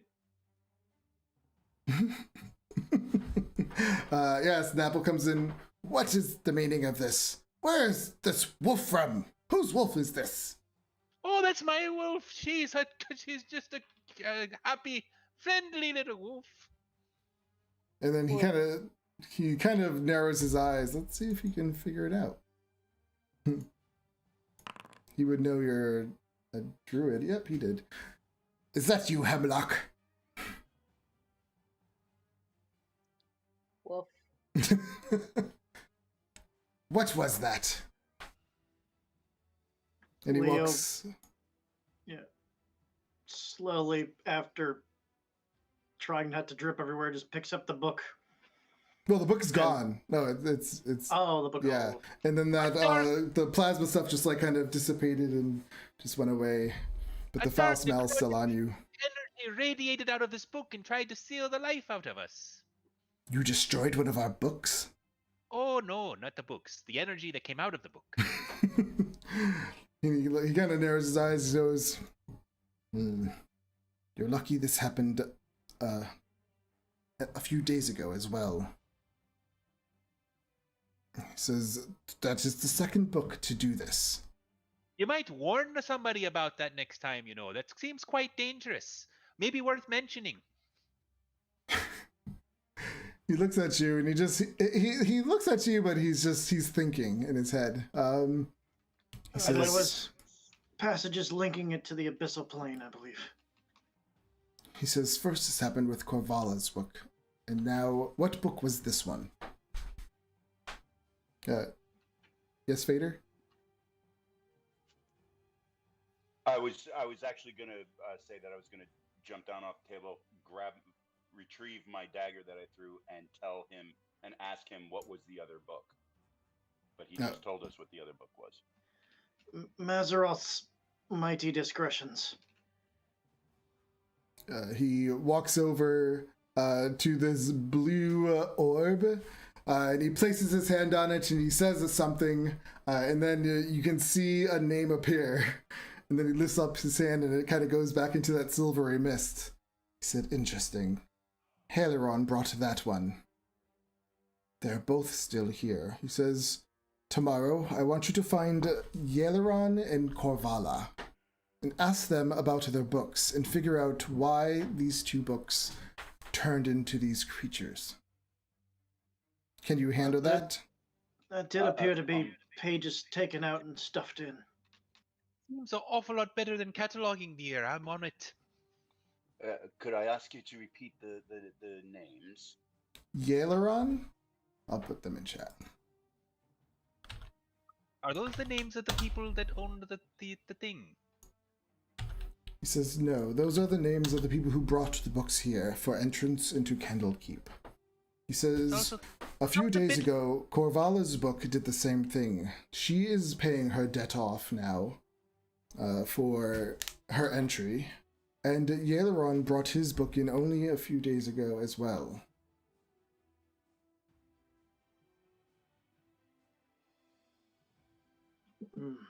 I need to sit down and clean. But yes, after that we will definitely go and talk to these people. Yes, and You did say tomorrow we would be doing this, yes? unless you wish to walk through the night. Otherwise, I'm finished. And he walks off. I'm going to dance through the night, Yeah, he clearly does not like you guys, and he tries to spend as little as time as he can. So yeah, he just leaves you in this room to clean up your mess. And what do you guys do after this? I'm going to immediately sit down and clean my daggers. Get all of this ectoplasm off of them. Okay. Leopold, would you mind if I borrowed the tail of your shirt? No? Great. You let him do that? Such a good sport. No, he takes 5 cold damage for touching me. Oh yeah, he would have his thing on.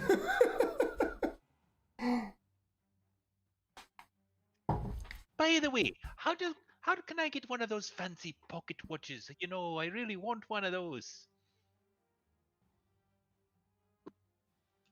You may pay for one at my family's shop. But that's far away. Can't you make me one now? No. I need to lie down. And I walk out bleeding heavily. I'm going to go with Leopold, make sure he gets back to his room. He's always following him back to his room. Those two are good friends. Can I ride you, dear? Because you look so, yes, excellent. Woof. And start like climbing up on top of I get down. Oh my god. All right, so you're gonna go through Candlekeep as a wolf with her riding on the back. Yep. Sweet. So Leopold and Fader go back to your rooms, I'm assuming, or do you follow Leopold back to his room, Fader? I'm just making sure that he gets back to his room. Okay. Okay. He looks beaten up, and I'm just making sure he's all right. Yeah. So Leopold, how do you respond to him following you back? Just every once in a while staring over his shoulder, saying nothing, and just continuing to prestidigitation some of the goo off of his clothing as he walks. Right. So you guys go back to your rooms. Hemlock brings Mildred. Are you back to her room? Is that where you're bringing her? Because it's pretty much late now. So you guys, as you're walking through the courtyard, I mean, it's late, so there's not a lot of people in there, but a few people do notice and kind of just look at this like, what is happening? But obviously this lady riding a wolf isn't attacking anyone, so they just assume it's okay. And yeah, you bring her back to her rooms, and you guys go to sleep unless there was something else you wanted to do. just tending to the garden. I scoop up some extra dirt on my way in, fill up my like apron and or my skirt, my not really a skirt, like a dress, like just fill it full of dirt and just like carry it in so I can drop more in there. Leopold's gonna write down whatever he can remember from the passages of the book. Okay. Give me a history check.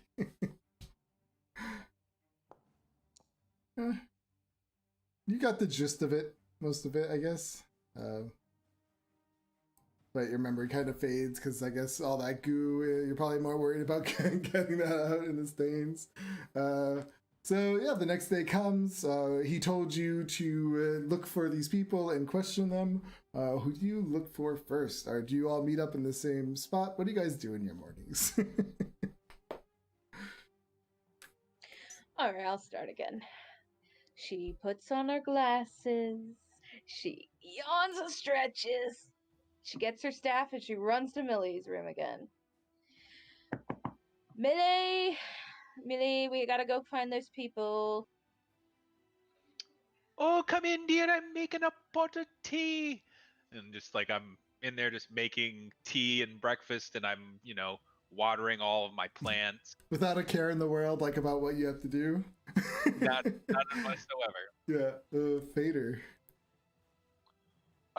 Fader's morning routine and evening routine varies. There's no set schedule except for the care with which he takes care of his daggers. Okay. Leopold. So what is he doing? He just gets up and goes where? Who, Fader or Leopold? Fader, sorry. I get up, I get dressed, I do my ablutions, I oil. Okay, yeah, I just want to know if you guys all meet up somewhere. Yeah. All I'm right. just gonna go out and wander until I find the others.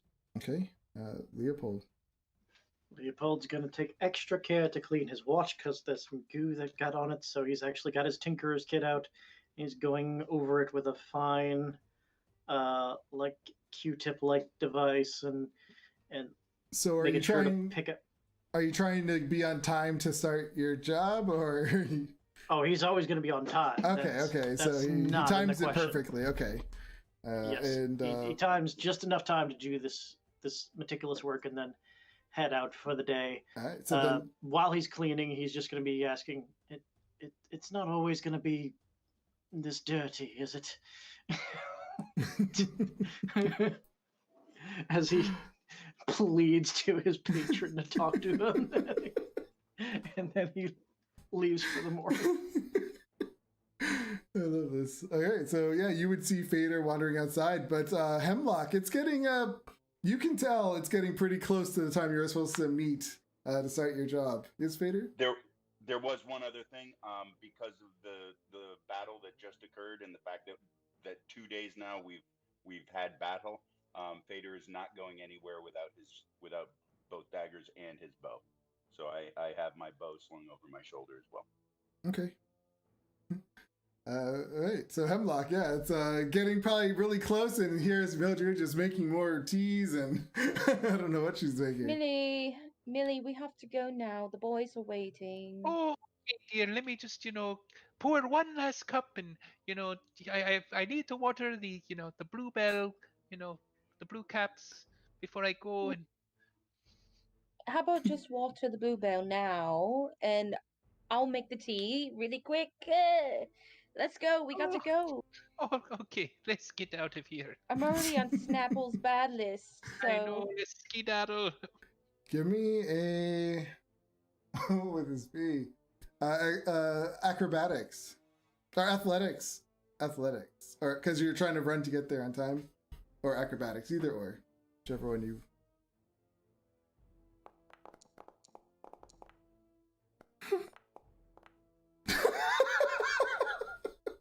I'm like, come on, Millie. Mildred's holding you up because she's short and she has those little legs, and every time you're like are you trying to like drag her along, and like she's puffing Yeah. with like spores coming out of her. That is We're gonna great. be late. Yeah, and as you're doing this, you can see Snapple talking with Fader and Leopold, and out in the courtyard at the Court of Air, and he sees you and he says, "You're late. Don't Sorry, be late Snapple. again." Okay. Now, do you remember what you're supposed to do? I believe Yes. okay. And he says, "Well, if that is all," and he walks off. Wait, where are they located? though? You just said you knew. Well, I knew my objective. I did not know where they are, though. It's funny. No, I lost my spot. Oh, I'm still playing battle music, sorry. I keep closing my notes, and so I have to like try to find them again, and it's really annoying. All right. I believe Yalaron was working off his debt, so we should know fairly where they are. Yeah. So yeah, Yaleron is located. He tells you, "I last saw Yaleron located at the House of the Binder. Quavala, look on the rooftops. I believe she's repairing them." Okay, thank you so much, Snapple. Okay, not Corvala. I'm sorry, Valor. Ah, Valor. It's Valor. Not Corvala. Oh, so it's Yalaron and Valor. Yeah, I'm doing a great job today. How you doing? It's like I have my notes right in front of me and I'm reading them around. Okay, so who are you going to look for first? I would enjoy being in the house more than going onto a roof, so how about we go to the House of the Binder? Yeah. Are we going to stay together, the four of us, or are we going to split up? Just got attacked by a book. I think we should stay Probably together. best to stay together. Yes. Okay. All right, so you all head Does off. anyone know where the House of the Binder is? The one with the big arrow that says House of the Binder. Yeah, Yes, it's over there. Oh wait, can you guys see the map? Does it show Yeah. you the names? Yeah. Oh, it does show you the names. Yes. Okay. Because on your first day, he gave you a tour. And remember? He told you all the names. Unless you just don't remember. Like, I don't know if you were just playing character. No, Rob didn't remember. Oh, okay. Okay, so yeah, you head over to the House of the Binder. As you come here, there's the Temple of Ogma. You see a lot of people praying. How do you go about finding this person? How many people are in the House of the Binder? When we get there, is it crowded? Is there what do we see? Let's see. It is. It's pretty crowded. There's a lot of people in their prayers, like their morning prayers to Ogma. There's other temples too that are off to the side that are smaller, in like their little interdimensional rooms. So people are coming and going in the courtyard area. So it's pretty busy. Because yeah, it's the morning, so people would be doing their prayers and stuff like that. So you can pull someone over, ask them if they might know somebody. Suggest we find one of the local clerics, the priests that run the place. Okay. Yeah. So you find one of the clerics walking through. Are you here for morning prayer? It is over. We actually heard that Yaleron should be paying off a bit of debt here. Why would you? No, Valor was the one paying off the debt. Oh, we're looking for Yaleron. There's a question about the book that they brought in. Oh, yes, I know Yaleron. He points that it is the acolyte over there. When you look over, you see a 26-year-old human, and they look friendly enough. You see them talking to somebody right now. They're talking with their hands. They look like they're really in a good conversation with this other person. As he points over, and the guy you're talking to just nods after he points him, and he walks off. Can we tell if Yalerion noticed himself being pointed out to us? Oh no, he's too in depth of a conversation right now to have noticed. And are there bookshelves and things like around that one could sort of make themselves hidden behind? I mean, there's like pillars. I would like to do my best to stealthily move toward Yalerion and see if I can get close enough to hear what they're talking about. Okay.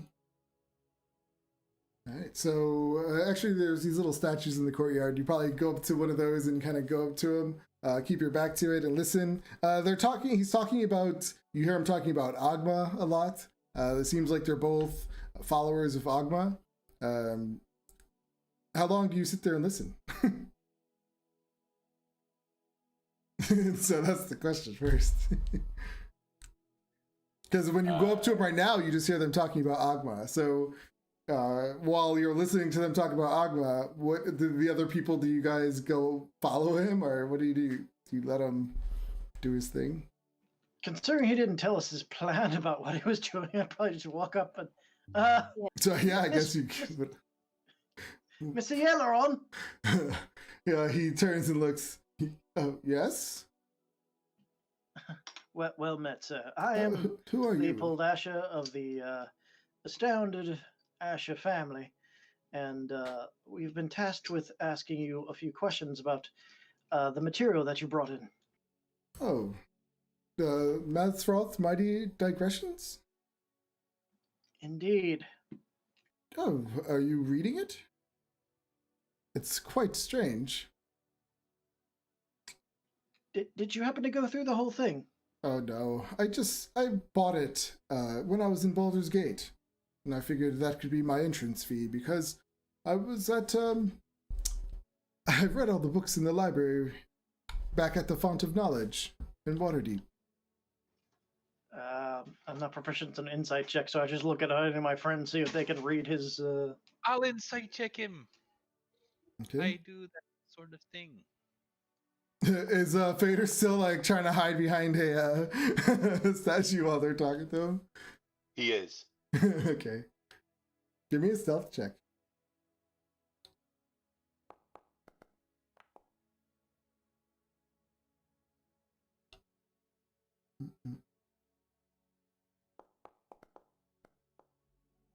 Okay. Yeah, you're confident he hasn't noticed.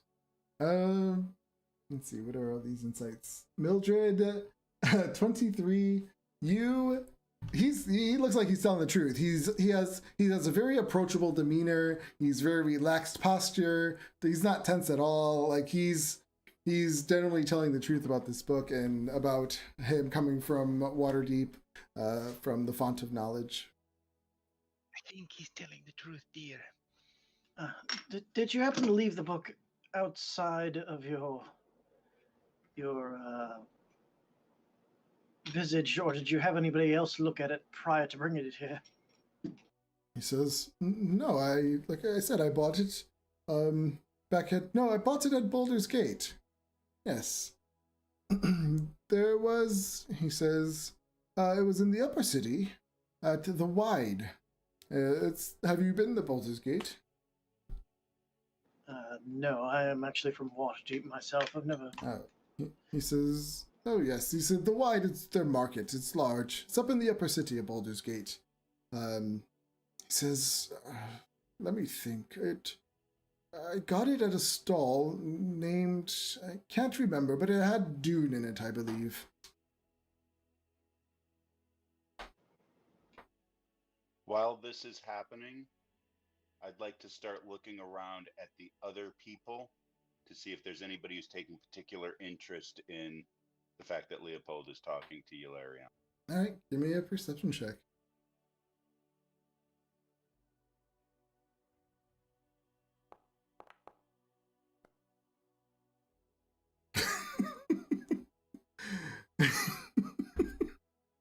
Why doesn't he notice? What is he doing that's so what is he distracted by? What is Vader distracted by? I can't even come up with something now. You're rolling so bad, I ran out of ideas. Oh, It's a bird that just keeps following him. Yeah, bird poops on your face as you're looking. A little bird, because you notice there's not big birds flying, it's just little birds, and you get little poops right in your eye. So that's gonna bother you for some time, and it starts to swell up. So yeah, he tells you he got it at a place that had the name Dune in it. He told you, I mean, through casual, he said, "Yeah, I just got here." He's looking forward to spending the rest of his 10-day here. Do you tell him what happened with the book? Well, I guess he would ask, why did you ask about it? Is it your interest of study? We just catalogued it. Oh. Well, it did have some. Did you need additional information? Yeah, if you can spare some. I mean, that was all I know. Then no. Oh, perfect. Well, it was nice meeting you all. Same. Okay. We weren't supposed to. Ogma walk with you. And to you. What is okay? Is Mildred doing anything? No, she's just like watching, seeing if she can pick up any insights into what's happening. But Yeah, he's telling the truth, so she was pretty confident. Right, so with that knowledge, what does the group do? I guess we should get on a roof. Didn't say what roof, but I doubt he's anywhere past the Emerald Door. I suspect that if we were to get to some sort of higher vantage, we would be able to see. I can't imagine that there are a lot of people on a lot of roofs. Theta, what happened to your eye? I know it's one of the birds. And where were you? Leo Oh, was talking to the guy and you disappeared. I know I do that occasionally. I'm sorry. It's okay. But your poor eye, holy moly. I'll be fine. It's clearing up. As we walk back into the court, I'll just look around the buildings to see if I see any supplies, maybe some kind of roofing supplies stacked by one of the buildings, and go off of that maybe. Hey, give me perception checks, whoever is going to look around.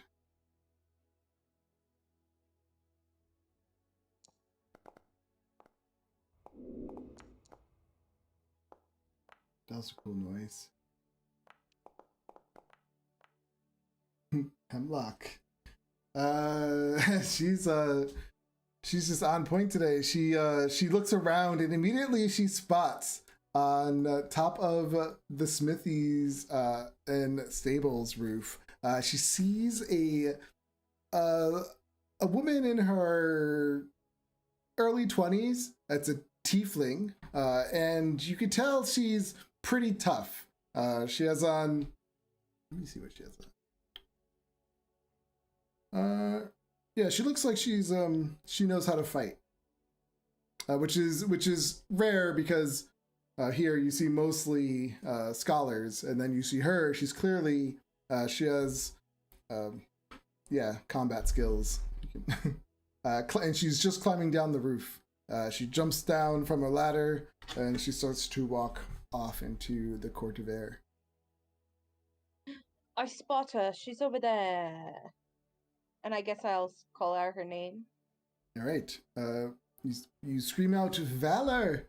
And she stops and she looks at you, and she has a very intimidating kind of look. Like, she doesn't look like she wants to be bothered. So when she looks over, and you wave or anything? Yeah, I'll wave. I'll like, hey, come over And here. she just looks away as she didn't notice and keeps walking. I have questions. I start running after her. All right. What does the rest of the group do when Hemlock starts to run? I'm not gonna let Hemlock get too Oh, get up close here. and too far away from us. All right. So you all just run with her. Oh, okay. All right, Hemlock, you get up to her, and she pauses, and she looks at you, and she turns very quickly as if she's gonna get ready to, like, fight. And she goes, "What do you want?" Hey, 1 second. All right, I have a couple questions. About You have the your wrong book. person. No, I don't. You are who I just screamed. Valor? Yes. Then you are the right person. She says, "What about that stupid book? I'm doing my work." Where did you get it? She looks at you. "What is it to you?" Snapple wanted me to ask you. What does everybody else say? Or does anyone else say anything? I'm going to lean over to Leopold and sort of whisper, "Did she just ask? Oh, sorry. Did she just ask about what about the book before we said anything about the book?" Well, yes, she was tasked with doing work because of the book. Right, but we called to her and asked to talk to her, and the first thing out of her mouth was, "What about that book?" No, Probably Hemlock said it. Yeah. Oh, she did? Yeah, Hemlock said we're here to talk about a book. Miss Valor, that's a lovely set of muscles you have there. Yeah, she looks at you and you can tell she's like skeptic of you guys. Like, why are you talking to me? We may have found a similar instance of a problem with your book that happened with someone else. It may clear your name. So we were just wondering if we could ask you some questions with it. Leopold, give me a persuasion check. Pretty good at that.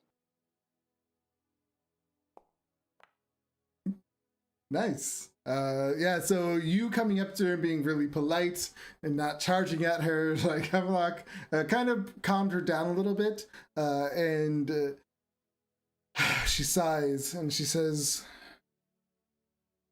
"Oh," she goes, "Fine. I'm just tired of this stupid book. I just want to pay my dues and get back on track."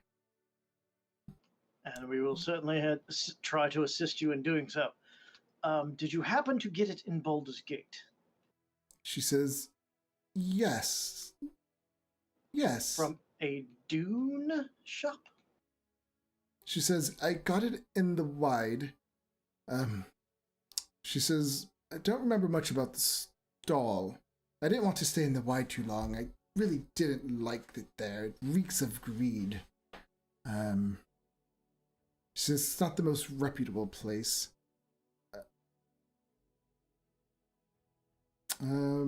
She says, "But I definitely did get it in the wide." And did it happen to did you actually read through the book at all?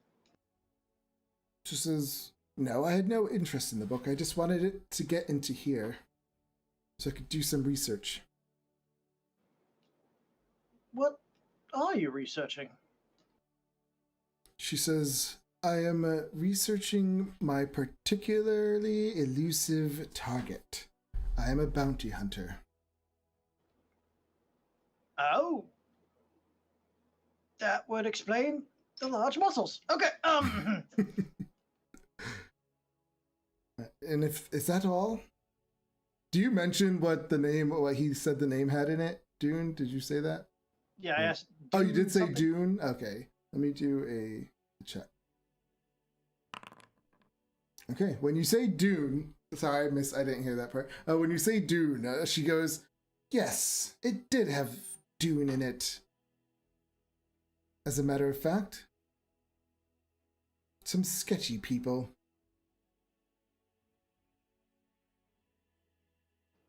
Okay, well, I guess that's about all we got to go on. All right. So does anyone else say anything to her?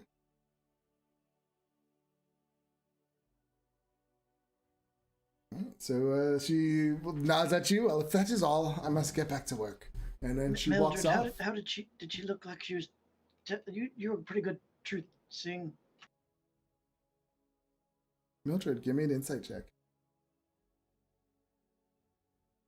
I can always see Mildred short, just standing there looking at people while other people are talking to her. Yeah. Either she's really high doing it or just inquisitive. Who knows? Who knows what she ever thinks? You are pretty certain she was telling the truth as well. They're all telling the truth, yet not telling us what we need to know. Oh, that's funny. Well, we've discerned where the books are coming from, at least. Do we know if our investigations were to take us out of Candlekeep, would we be allowed back in? I would certainly So. think so. We work here. That's why I was laughing. No, would we need to bring back another book? Get back into the. We never brought in a book to begin with. I know that, but Our names are on the list, you know. Is this another Rob forgetting thing, or is this a? You work here. Go out and find these things. By the way, you need a book to get back in after we send you to find these things. That's like the biggest scam ever. It's like, No, hey, don't you go look outside for this thing? I'm just laughing you because went outside. it's funny because I'm laughing because first you guys are in the courtyard and Fade is like, "Where's the house of the binder?" And you guys are like, "It's right there." And now he's like, "If we leave, can we go back in?" It's like, it's almost funny if he had that kind of personality, but I know it's just Rob forgetting. You should have, I can't tell you how to do it, but that's funny. Our entire lives, we've heard that the only way into Candlekeep is by bringing a rare book. And now, for some reason, we've been hired. Now we're in. It goes through the back of my mind. They're gonna let us back in. Yeah, I think he would. Yeah, well, everyone else is pretty confident that they can get in. Because they work here now and they're on the list. We're on the list. So yeah, you would all be given like some kind of identity, little piece of paper or parchment that is only available from this place, that they would know who you are. I'm sure it would have some kind of magic to it. We don't even know if they'll send us outside. Honestly, they might just blacklist books coming from this one store. They are still going to want us to look into these 2 books, though. If our only lead is... Well, we'll just go get some more facts from Snapple. We can at least go and report back to him of what we've learned. Some Snapple facts, if you will. I Well really done. like his name, even though I dislike the person, you know? Snapper. Okay, so you guys head off to find Snapple. Yeah, you know where his office is, so you go into the pillars. You find him sitting there. His door is like kind of cracked open a little. In his room, it's a pretty decent sized room, and you see there's a bunch of like those potion bottles that are bubbling, and there's things going all across, and he's brewing stuff. Clearly, he's a man of science and magic. Do you walk in? Knock first, but yes. All right. Who is it? It is the workers. We have found some information for you. It's your favorite apprentices. Come to chit chat. He grumbles under his breath. What have you found? Oh, not much, dear. They're very uninformative. He's looking at Leopold only. We have found that they both purchased the books from the Wide, from a shop named Dune something. They can't quite remember what it was called entirely, but neither of them actually read the books before bringing them here. He says, we need to figure out what is happening with these books. This is the 3rd book that did this. We cannot allow people to use these books to gain entry here if they're just going to turn into monsters. This is a danger. There 3. was 2. There was a 3rd one.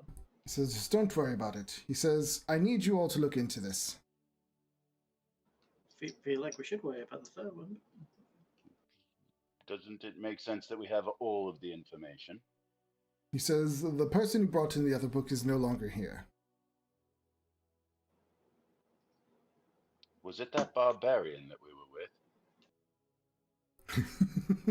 with? He says, this is a need-to-know situation, and you don't need to know. So, are we to leave Candlekeep and go to the shop, or do we find more information here? He says, he looks at you. I thought you were smarter. You dressed the part, but my mistake. Yes, you would obviously leave and go to Baldur's Gate to find out where these books are coming from. Do you understand? Oh, a road trip. I'm so excited. I've always wanted to travel. The road is so Yeah. dirty. Yes, I believe that we do understand. Traveling funds from the Candlekeep. Do you guys have any questions? Like, do you... Yes. Will Could we we be get- given any means of transportation? He says, what is wrong with your feet? Lodging and food and, you know. The far. General costs of the road.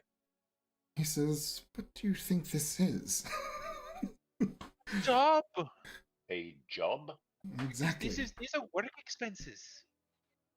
He says, take some rations, get some cuts, and go to Baldur's Gate. What is so hard about that? How far is Baldur's Gate from here? It's a 5-day journey.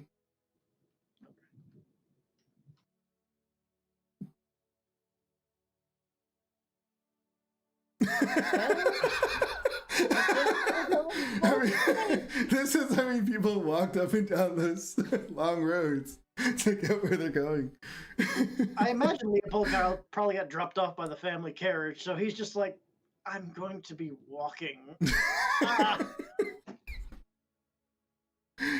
I've been doing it my entire life. Oh, I could go for a good walk. It's just, you want a place to lay your head at night. And I don't think I should be, paying for that. He says, no, you get... Oh, God. He just... Get out! He's getting frustrated with you guys. You know what to do. Get your rations and go. Okay, bye. You were hired to do a job. Do it! And he like just walks off and his, starts doing some things with his chemicals. Well, let's go get our rations. When someone is hired to do a job, are they not I just start ordinarily pulling paid? Vader out of the room. Let's go. I'm gonna need more wine. What is who is Fader talking to? The group. Oh, okay. I don't know if you were supposed. No, he's Yeah. long gone. We are not. We're working to be here. Not to get paid, I guess. I would love some money, but that's what I'm guessing. I want some petty cash.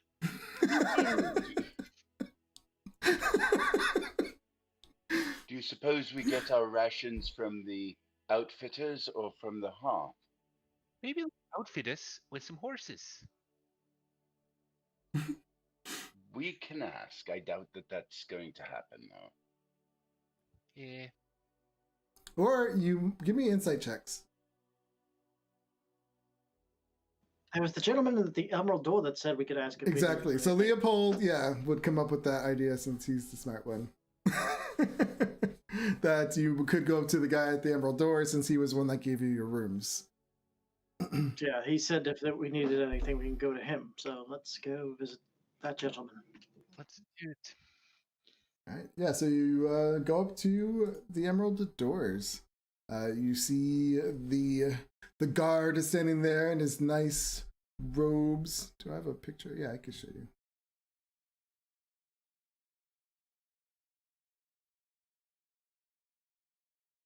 Show players.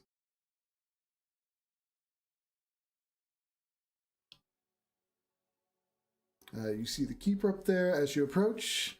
He nods to you. How can I assist you? We're looking for a provisioner. We've been set to do a mission outside of the walls. Oh, you need traveling rations? Is there anything else? Horses. Horses would be nice. We do And not also, give away horses or lay away horses. Some money. money for lodgings. Why do you need money? Did we have somewhere to sleep that's not the ground? Your It's gonna provisions take will us- include cots and a tent. We're roughing it. We're also going to a shop. We're also going to a shop that is selling Ooh, is that thunder? in my location. Yeah, we're going to a location that is selling books that are causing problems. So we may need to purchase one of these books. He says, well, you'll need to submit a letter to the head seeker. Or not seeker, the avowed. How long would that take? Requesting Because- money. It could take up to a 10-day. Oh boy, we don't have that much time. And who would that avowed be? Would that be Snapple by any chance? Oh no, he's just a master reader.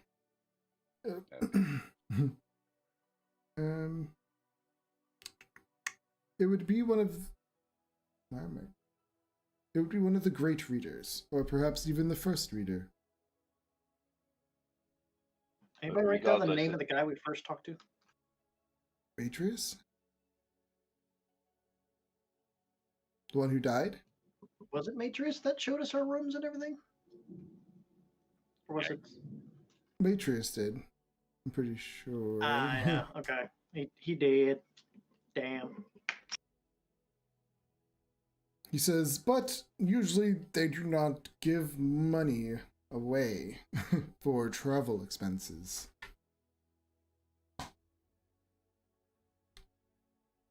So I'm not quite sure where you got that idea from. He looks at you guys. It was me. He says, yes, we do not do that. He says, he kind of like calls out in his head, and the doors kind of open a little bit, and a guy comes out, and he says that we need provisions for 4. And he kind of nods and runs back in. Yeah, you guys wait around for about 15 minutes or so, and the guy comes back out with provisions for you guys. 10 days worth of rations in a tent. Leopold just looks at the cot, just kind of sullenly. If that is all, enjoy your journey, he says. Enjoy. Thank you kindly. I Yes, hear there much might be storms coming. Off in the distance, you can see like dark clouds because there's like next to the ocean. So yeah, over the ocean.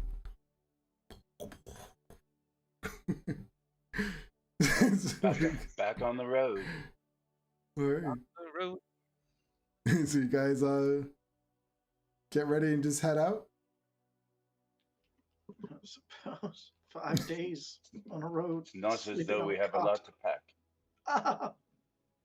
Ah, Mildred, maybe you should find somebody to take care of your plantings while we're gone. Oh, what about our friend, little man, little giant, Little one. little one? Maybe he can help your plants. I don't know if he'll fit in my room. He can squat. Or do it through the window. I mean, they're mushrooms. They would just grow. Yeah. They're not gonna. I got ordering before we leave, and cross my fingers. I mean, they grow on like poop. It's not like you need to sit there and. well, they do need moisture. But Yeah. But you You close them up in a leave little. a bowl of water in the room. Yeah. Yeah. You cover them with moisture inside. It doesn't. So yeah, you Fill go. up my glass, and I turn it upside down inside.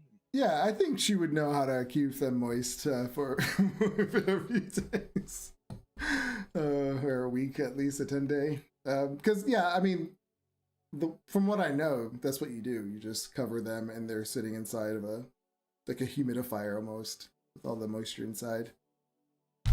And then you guys head out the front gates of Candlekeep on your journey to Baldur's Gate with your backpacks. I know, I want to get a picture of what this looks like. This little mushroom woman. Ooh, I love it. I want that thunder over here. I love thunder. And you guys head off to Baldur's Gate. We have 15 minutes left. What do you want to do? Do you want to keep going? Yeah, we can keep going. Call it if you want. That's up to you guys. Yeah, I'm good to keep going. All right. We got some traveling to do. Yeah. Do. I need to get more music. I just keep forgetting about it. Traveling to Baldur's.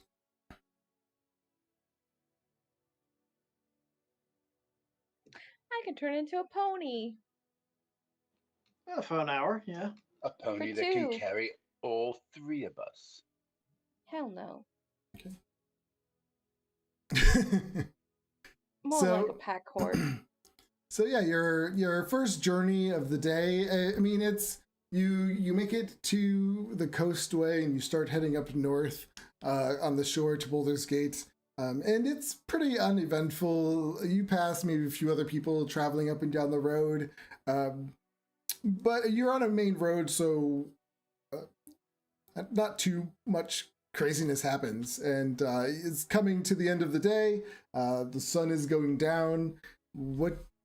How do you guys handle the night? Do you all sleep at? Who's taking turns or watch? I will take the first watch. Or take the second one.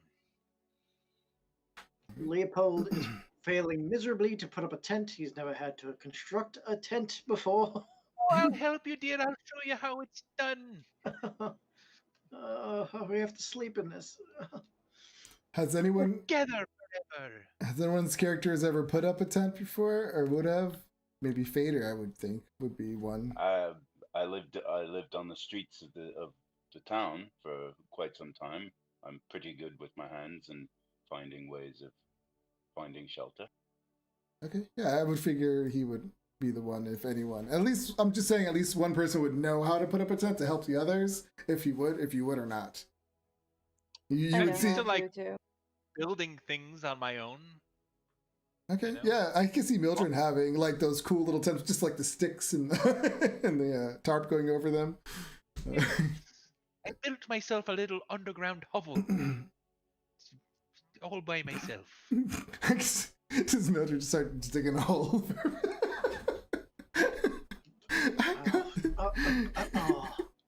What is Hemlock? She would know how to, right? Yeah, I know Yeah. how to. All right, okay.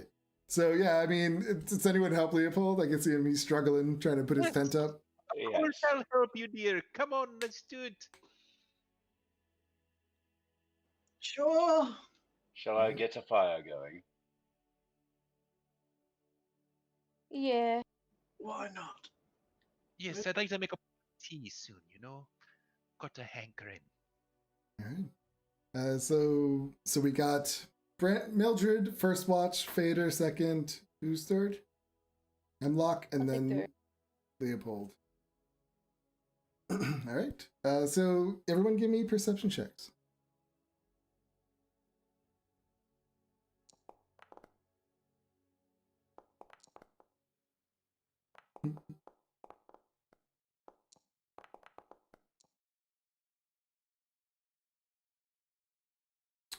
Okay. Yeah, so throughout the night, nothing really happens. You might hear some twigs breaking off into the woods. Like you hear movement around you every now and then. I would assume you guys are kind of off the main road a little bit. So you would still hear though, like people passing by in their carriages, perhaps. But the night goes through. Yeah, none of you kind of notice anything out of the ordinary. Perhaps you saw a little animal. But you make it through the night, and the morning comes. If the you have 4 more days ahead of you. So I'll just fast forward. So you guys, unless there's something you want to do, or just tell me right now throughout the next 4 days. Or yeah. Leopold will probably hide in his watch in his tent a couple of times. If somebody goes to look for him, they probably can't find him. Does Leopold ensure that nobody's around before disappearing into his watch? Do we ever catch him? He goes into the tent and then disappears into the watch. So no one would see him. So no one would know he's gone unless they actually go into the tent to look for him. Has anyone ever noticed that Leopold walked? But wait, you were only given 1 tent. Have you ever? Oh, Have you ever? no. There's no. Oh is wait, there a no, because you were all back setting up door? your own. Never mind. You would all have like your Oh, little okay. ones. Yeah, your little single We all ones have or our something. own tent. Yeah, Never mind. Tiny tent. yeah, those little Also, ones. Hey, leave Kirsty. It's probably just those ones that basically just fit the Yeah. sleeping bag, and that's it. Yeah. Yeah, like one of those. All right. so Fader says that to everybody. No, if he's got his own tent, then Oh. there's nothing. Yeah. He just goes into his tent.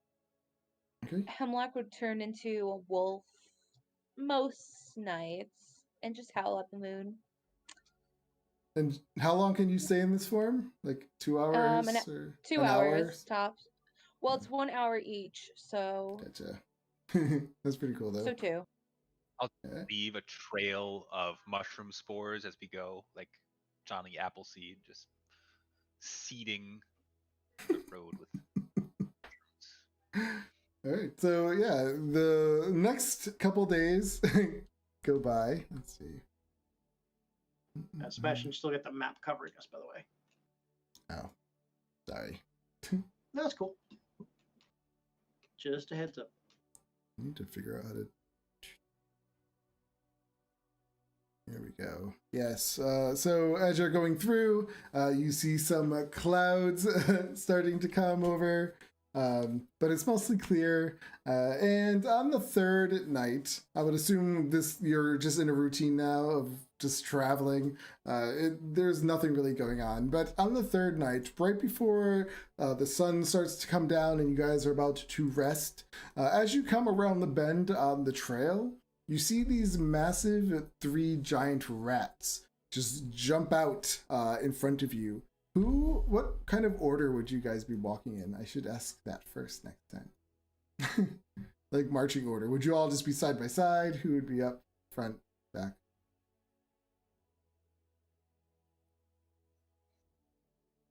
Don't even try to say you're 20 feet back because you wouldn't be walking. You're all up in a group.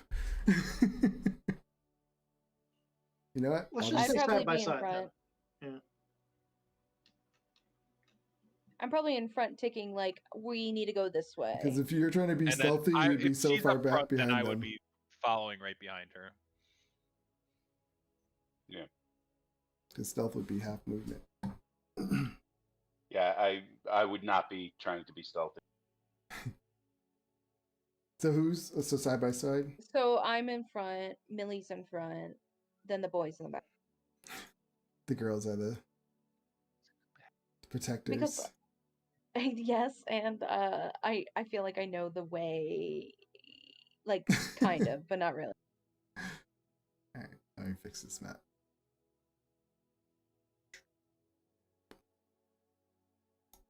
Alright.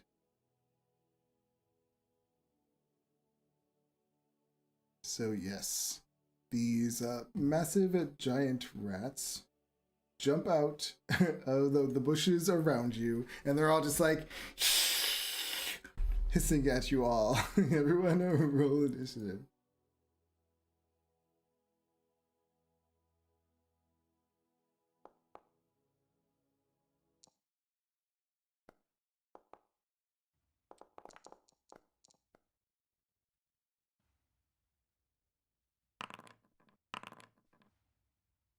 Awesome. The giant rats are up.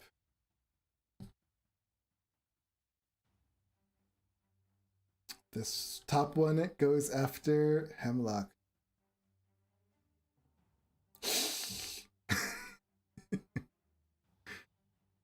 And it goes for a bite. Actually, let me see something. Yeah, they. Actually, it comes up to you and it takes a ready action. This one. No, wait, how smart are these things? I'm giving them way too much intelligence. Okay, never mind. This one comes up to you and bites. An 11. I believe that is a miss. Miss. The second one comes up to you and it tries to bite with advantage. A 20. Yeah. For 3 piercing damage. This other rat comes up to you, Mildred, and it attacks with advantage for 13. Is a miss. I'm gonna use my reaction to use my halo of spores. Is that only if they hit you, though? No, it's just Oh, a If they reaction come on their within 10 turn. if they're within 10 feet of me. Okay. So on the one in front of you, Yeah. So it makes a con save or it takes 1 damage. it gets an 8. So yeah. Puts a little Take. Mildred.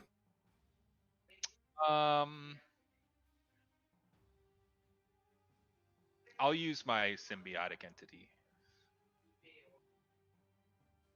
And so I'll get 8 temporary hit points, and now my Halo Spores does double damage. That's it. Okay. Oh, I'll use my Shillelagh as well. I have my Shillelagh now. Hemlock. I'll do Primal Savagery first. The one in front of me.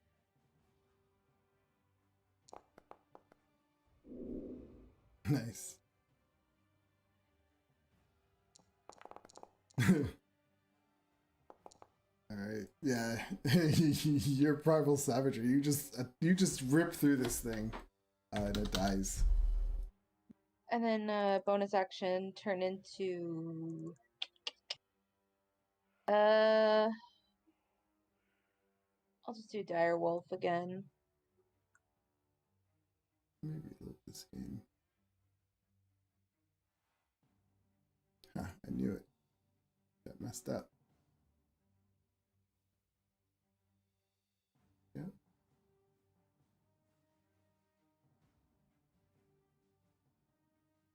So what are you doing again? I'm sorry. I'm turning into a Dire Wolf. Okay.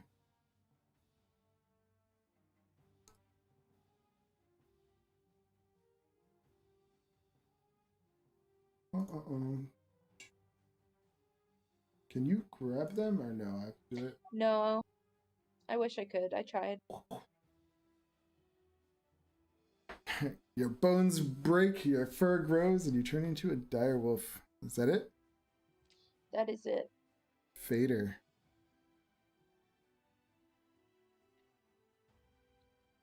I'm going to move over into these trees.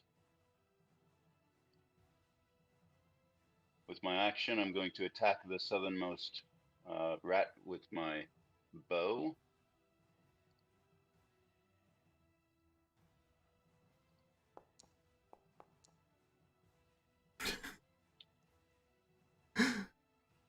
The rat dodges out of the way.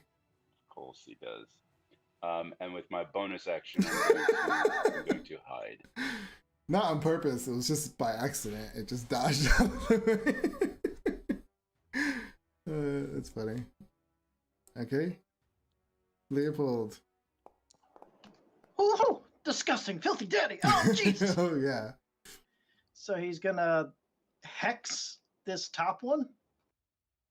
Okay.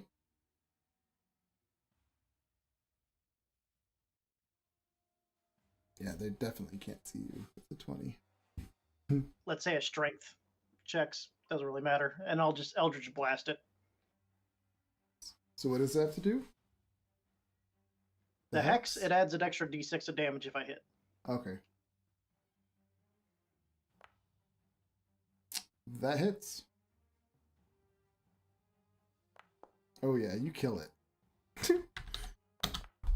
It's dead. He's so like he hates him so much. He's just like frying the thing. Ah! What does it look like when you cast your Eldritch Blast? It's basically he holds his watch up and this giant like silvery hand just shoots out of it like a clock hand and pierces it. Yeah, it kills it. All right, is that it? Yeah, that'll be it for that. All right, up from above, another a humanoid rat steps out. Yeah. Of the forest, and it has a hand crossbow.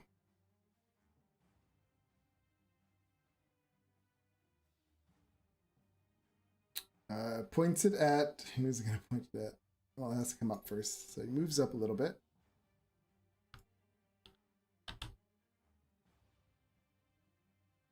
And he says, "You kill my rats!" And he shoots at. He's gonna shoot at you, Leopold. Nope. He has to move up again.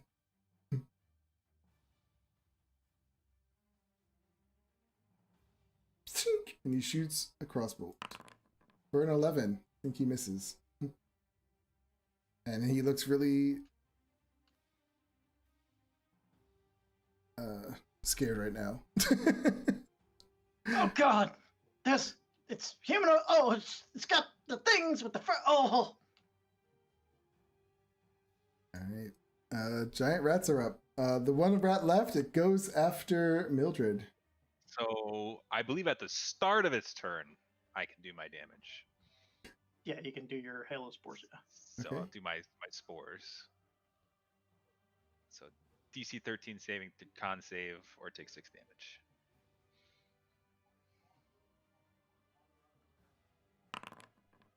$10. Take 6. What do these spores look like? How do they, are they just like floating in the air? Or do they actually like move and go around somebody? Yes, so they're invisible I think until I use them, and then they just like turn into these like black necrotic spores that swirl around them and just start seeping into like its mouth and eyes and ears, and just all of a sudden like it just like fungal bloom, like these dark necrotic fungal blooms like pop out of its head. All right, yeah, the little rat just like shrivels up and just dies. And this bigger humanoid rat just puts up this little like high pitched scream, like, "Yee!" All right, Mildred.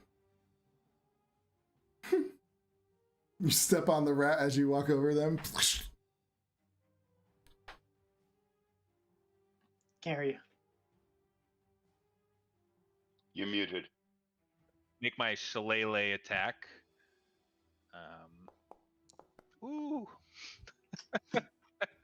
Fear of spores. 2d8. Nice. Oh yeah, that's a hit.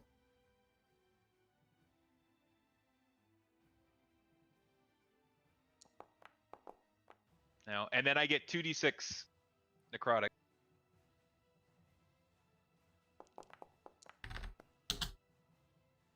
Nasty. Wow. Don't mess with Mildred. Yeah, you come over to this thing and you start banging on him. He's like, it's like screeching. Is that it? Hemlock. All right, I'm gonna go running over. I see Hemlock like turn her wolf eyes, stare. Dinner. And I'm going to take a bite with advantage because of pack tactics. I just read. I have advantage on Yep. Mm-hmm. attack. When you have an ally. Yes.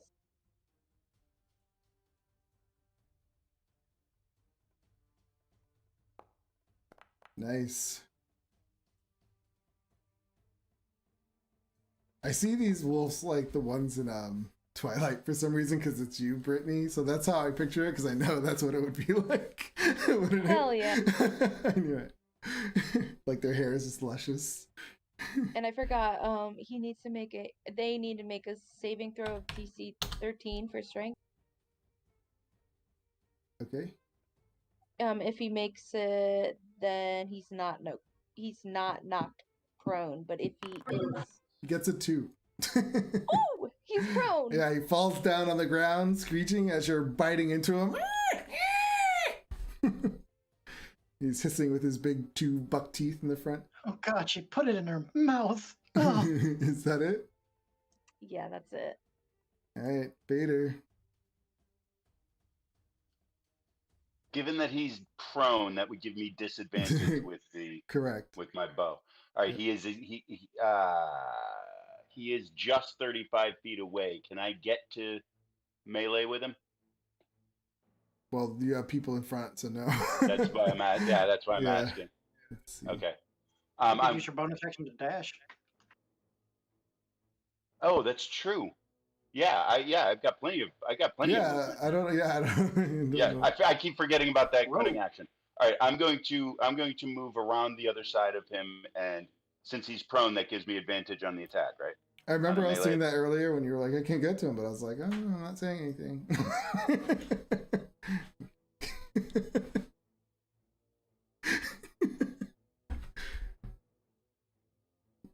I can't hear you. Are you purposely talking so I can't hear you? No, I forgot to push talk. All right, I'm gonna go to here, and I'm going to take a I'm gonna take a dagger attack. Do I have advantage since he's prone with a melee attack? I don't believe so. No, Do you? yeah, when Is they're it? Is it? Okay. yeah, Oh, when they're prone and it's a melee attack, then it's advantage. advantage. If they're prone and it's a ranged attack, it's disadvantage. Okay. Thank you. I always get confused or forget. 22 definitely That's fine. hits.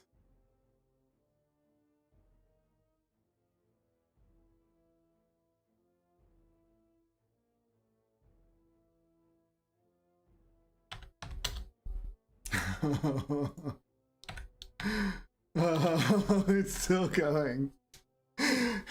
He like, yeah, you stab him and he's hisses at you.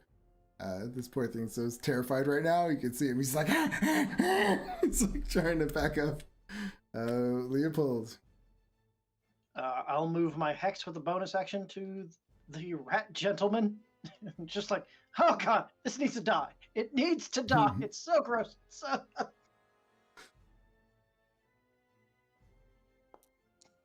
but I probably miss. Yeah, that is a miss. Okay, I'm just frantically. It's too disgusting. I don't want to look. I don't. All right, he is going to. Poor Mildred. What does it have to do again? What can I say? Con save. Constitution. 13 con save. So it's his turn. He's like, I need to get out of here. He gets a 7. He fails and takes 5 necrotic damage.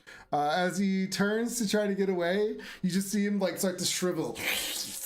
And he just drops as his body just dies from all that necrotic damage.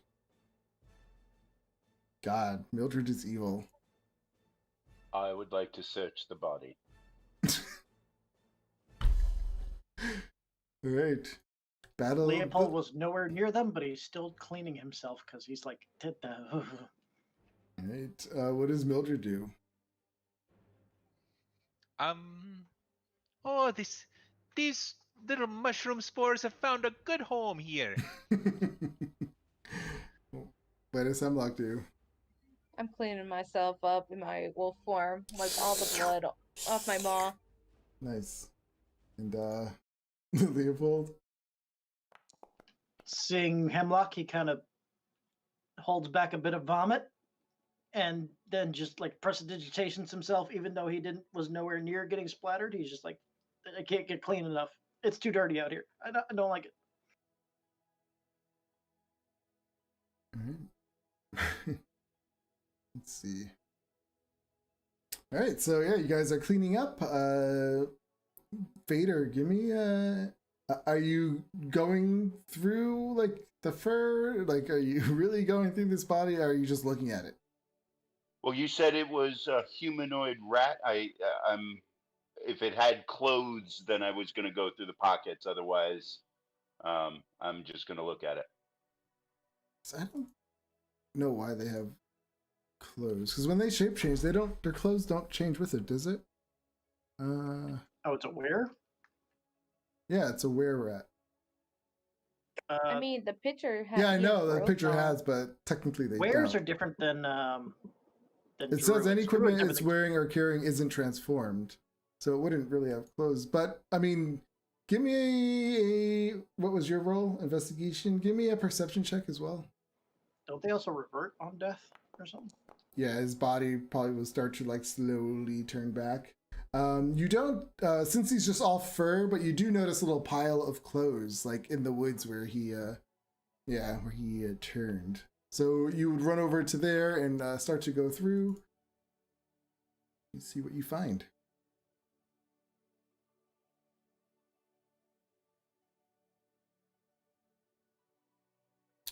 Let me just...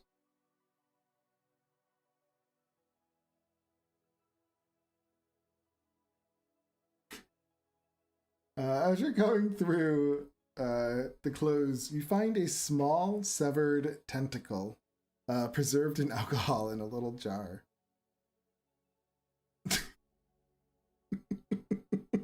Leopold, I found something for you over here. I'm not touching anything that filthy creature was carrying. And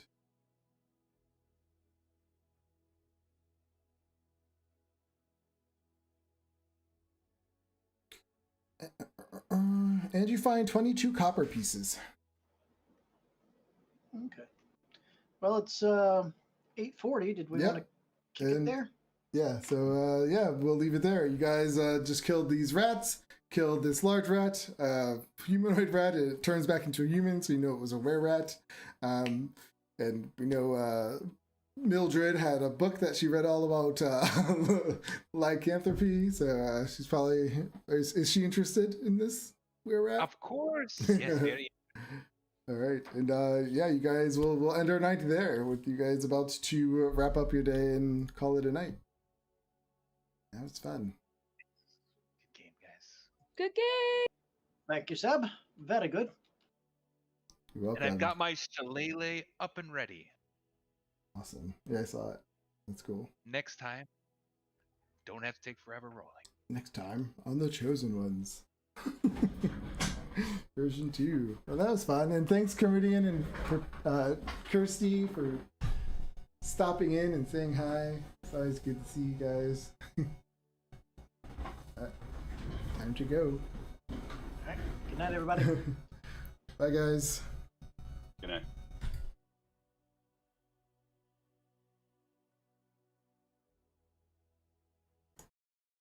Thank you for watching. I do appreciate your time. If you liked what you watched, you can catch my other games on Tuesdays, Thursdays, and Saturdays. Feel free to join my Discord channel for updates. And it's been fun. See ya.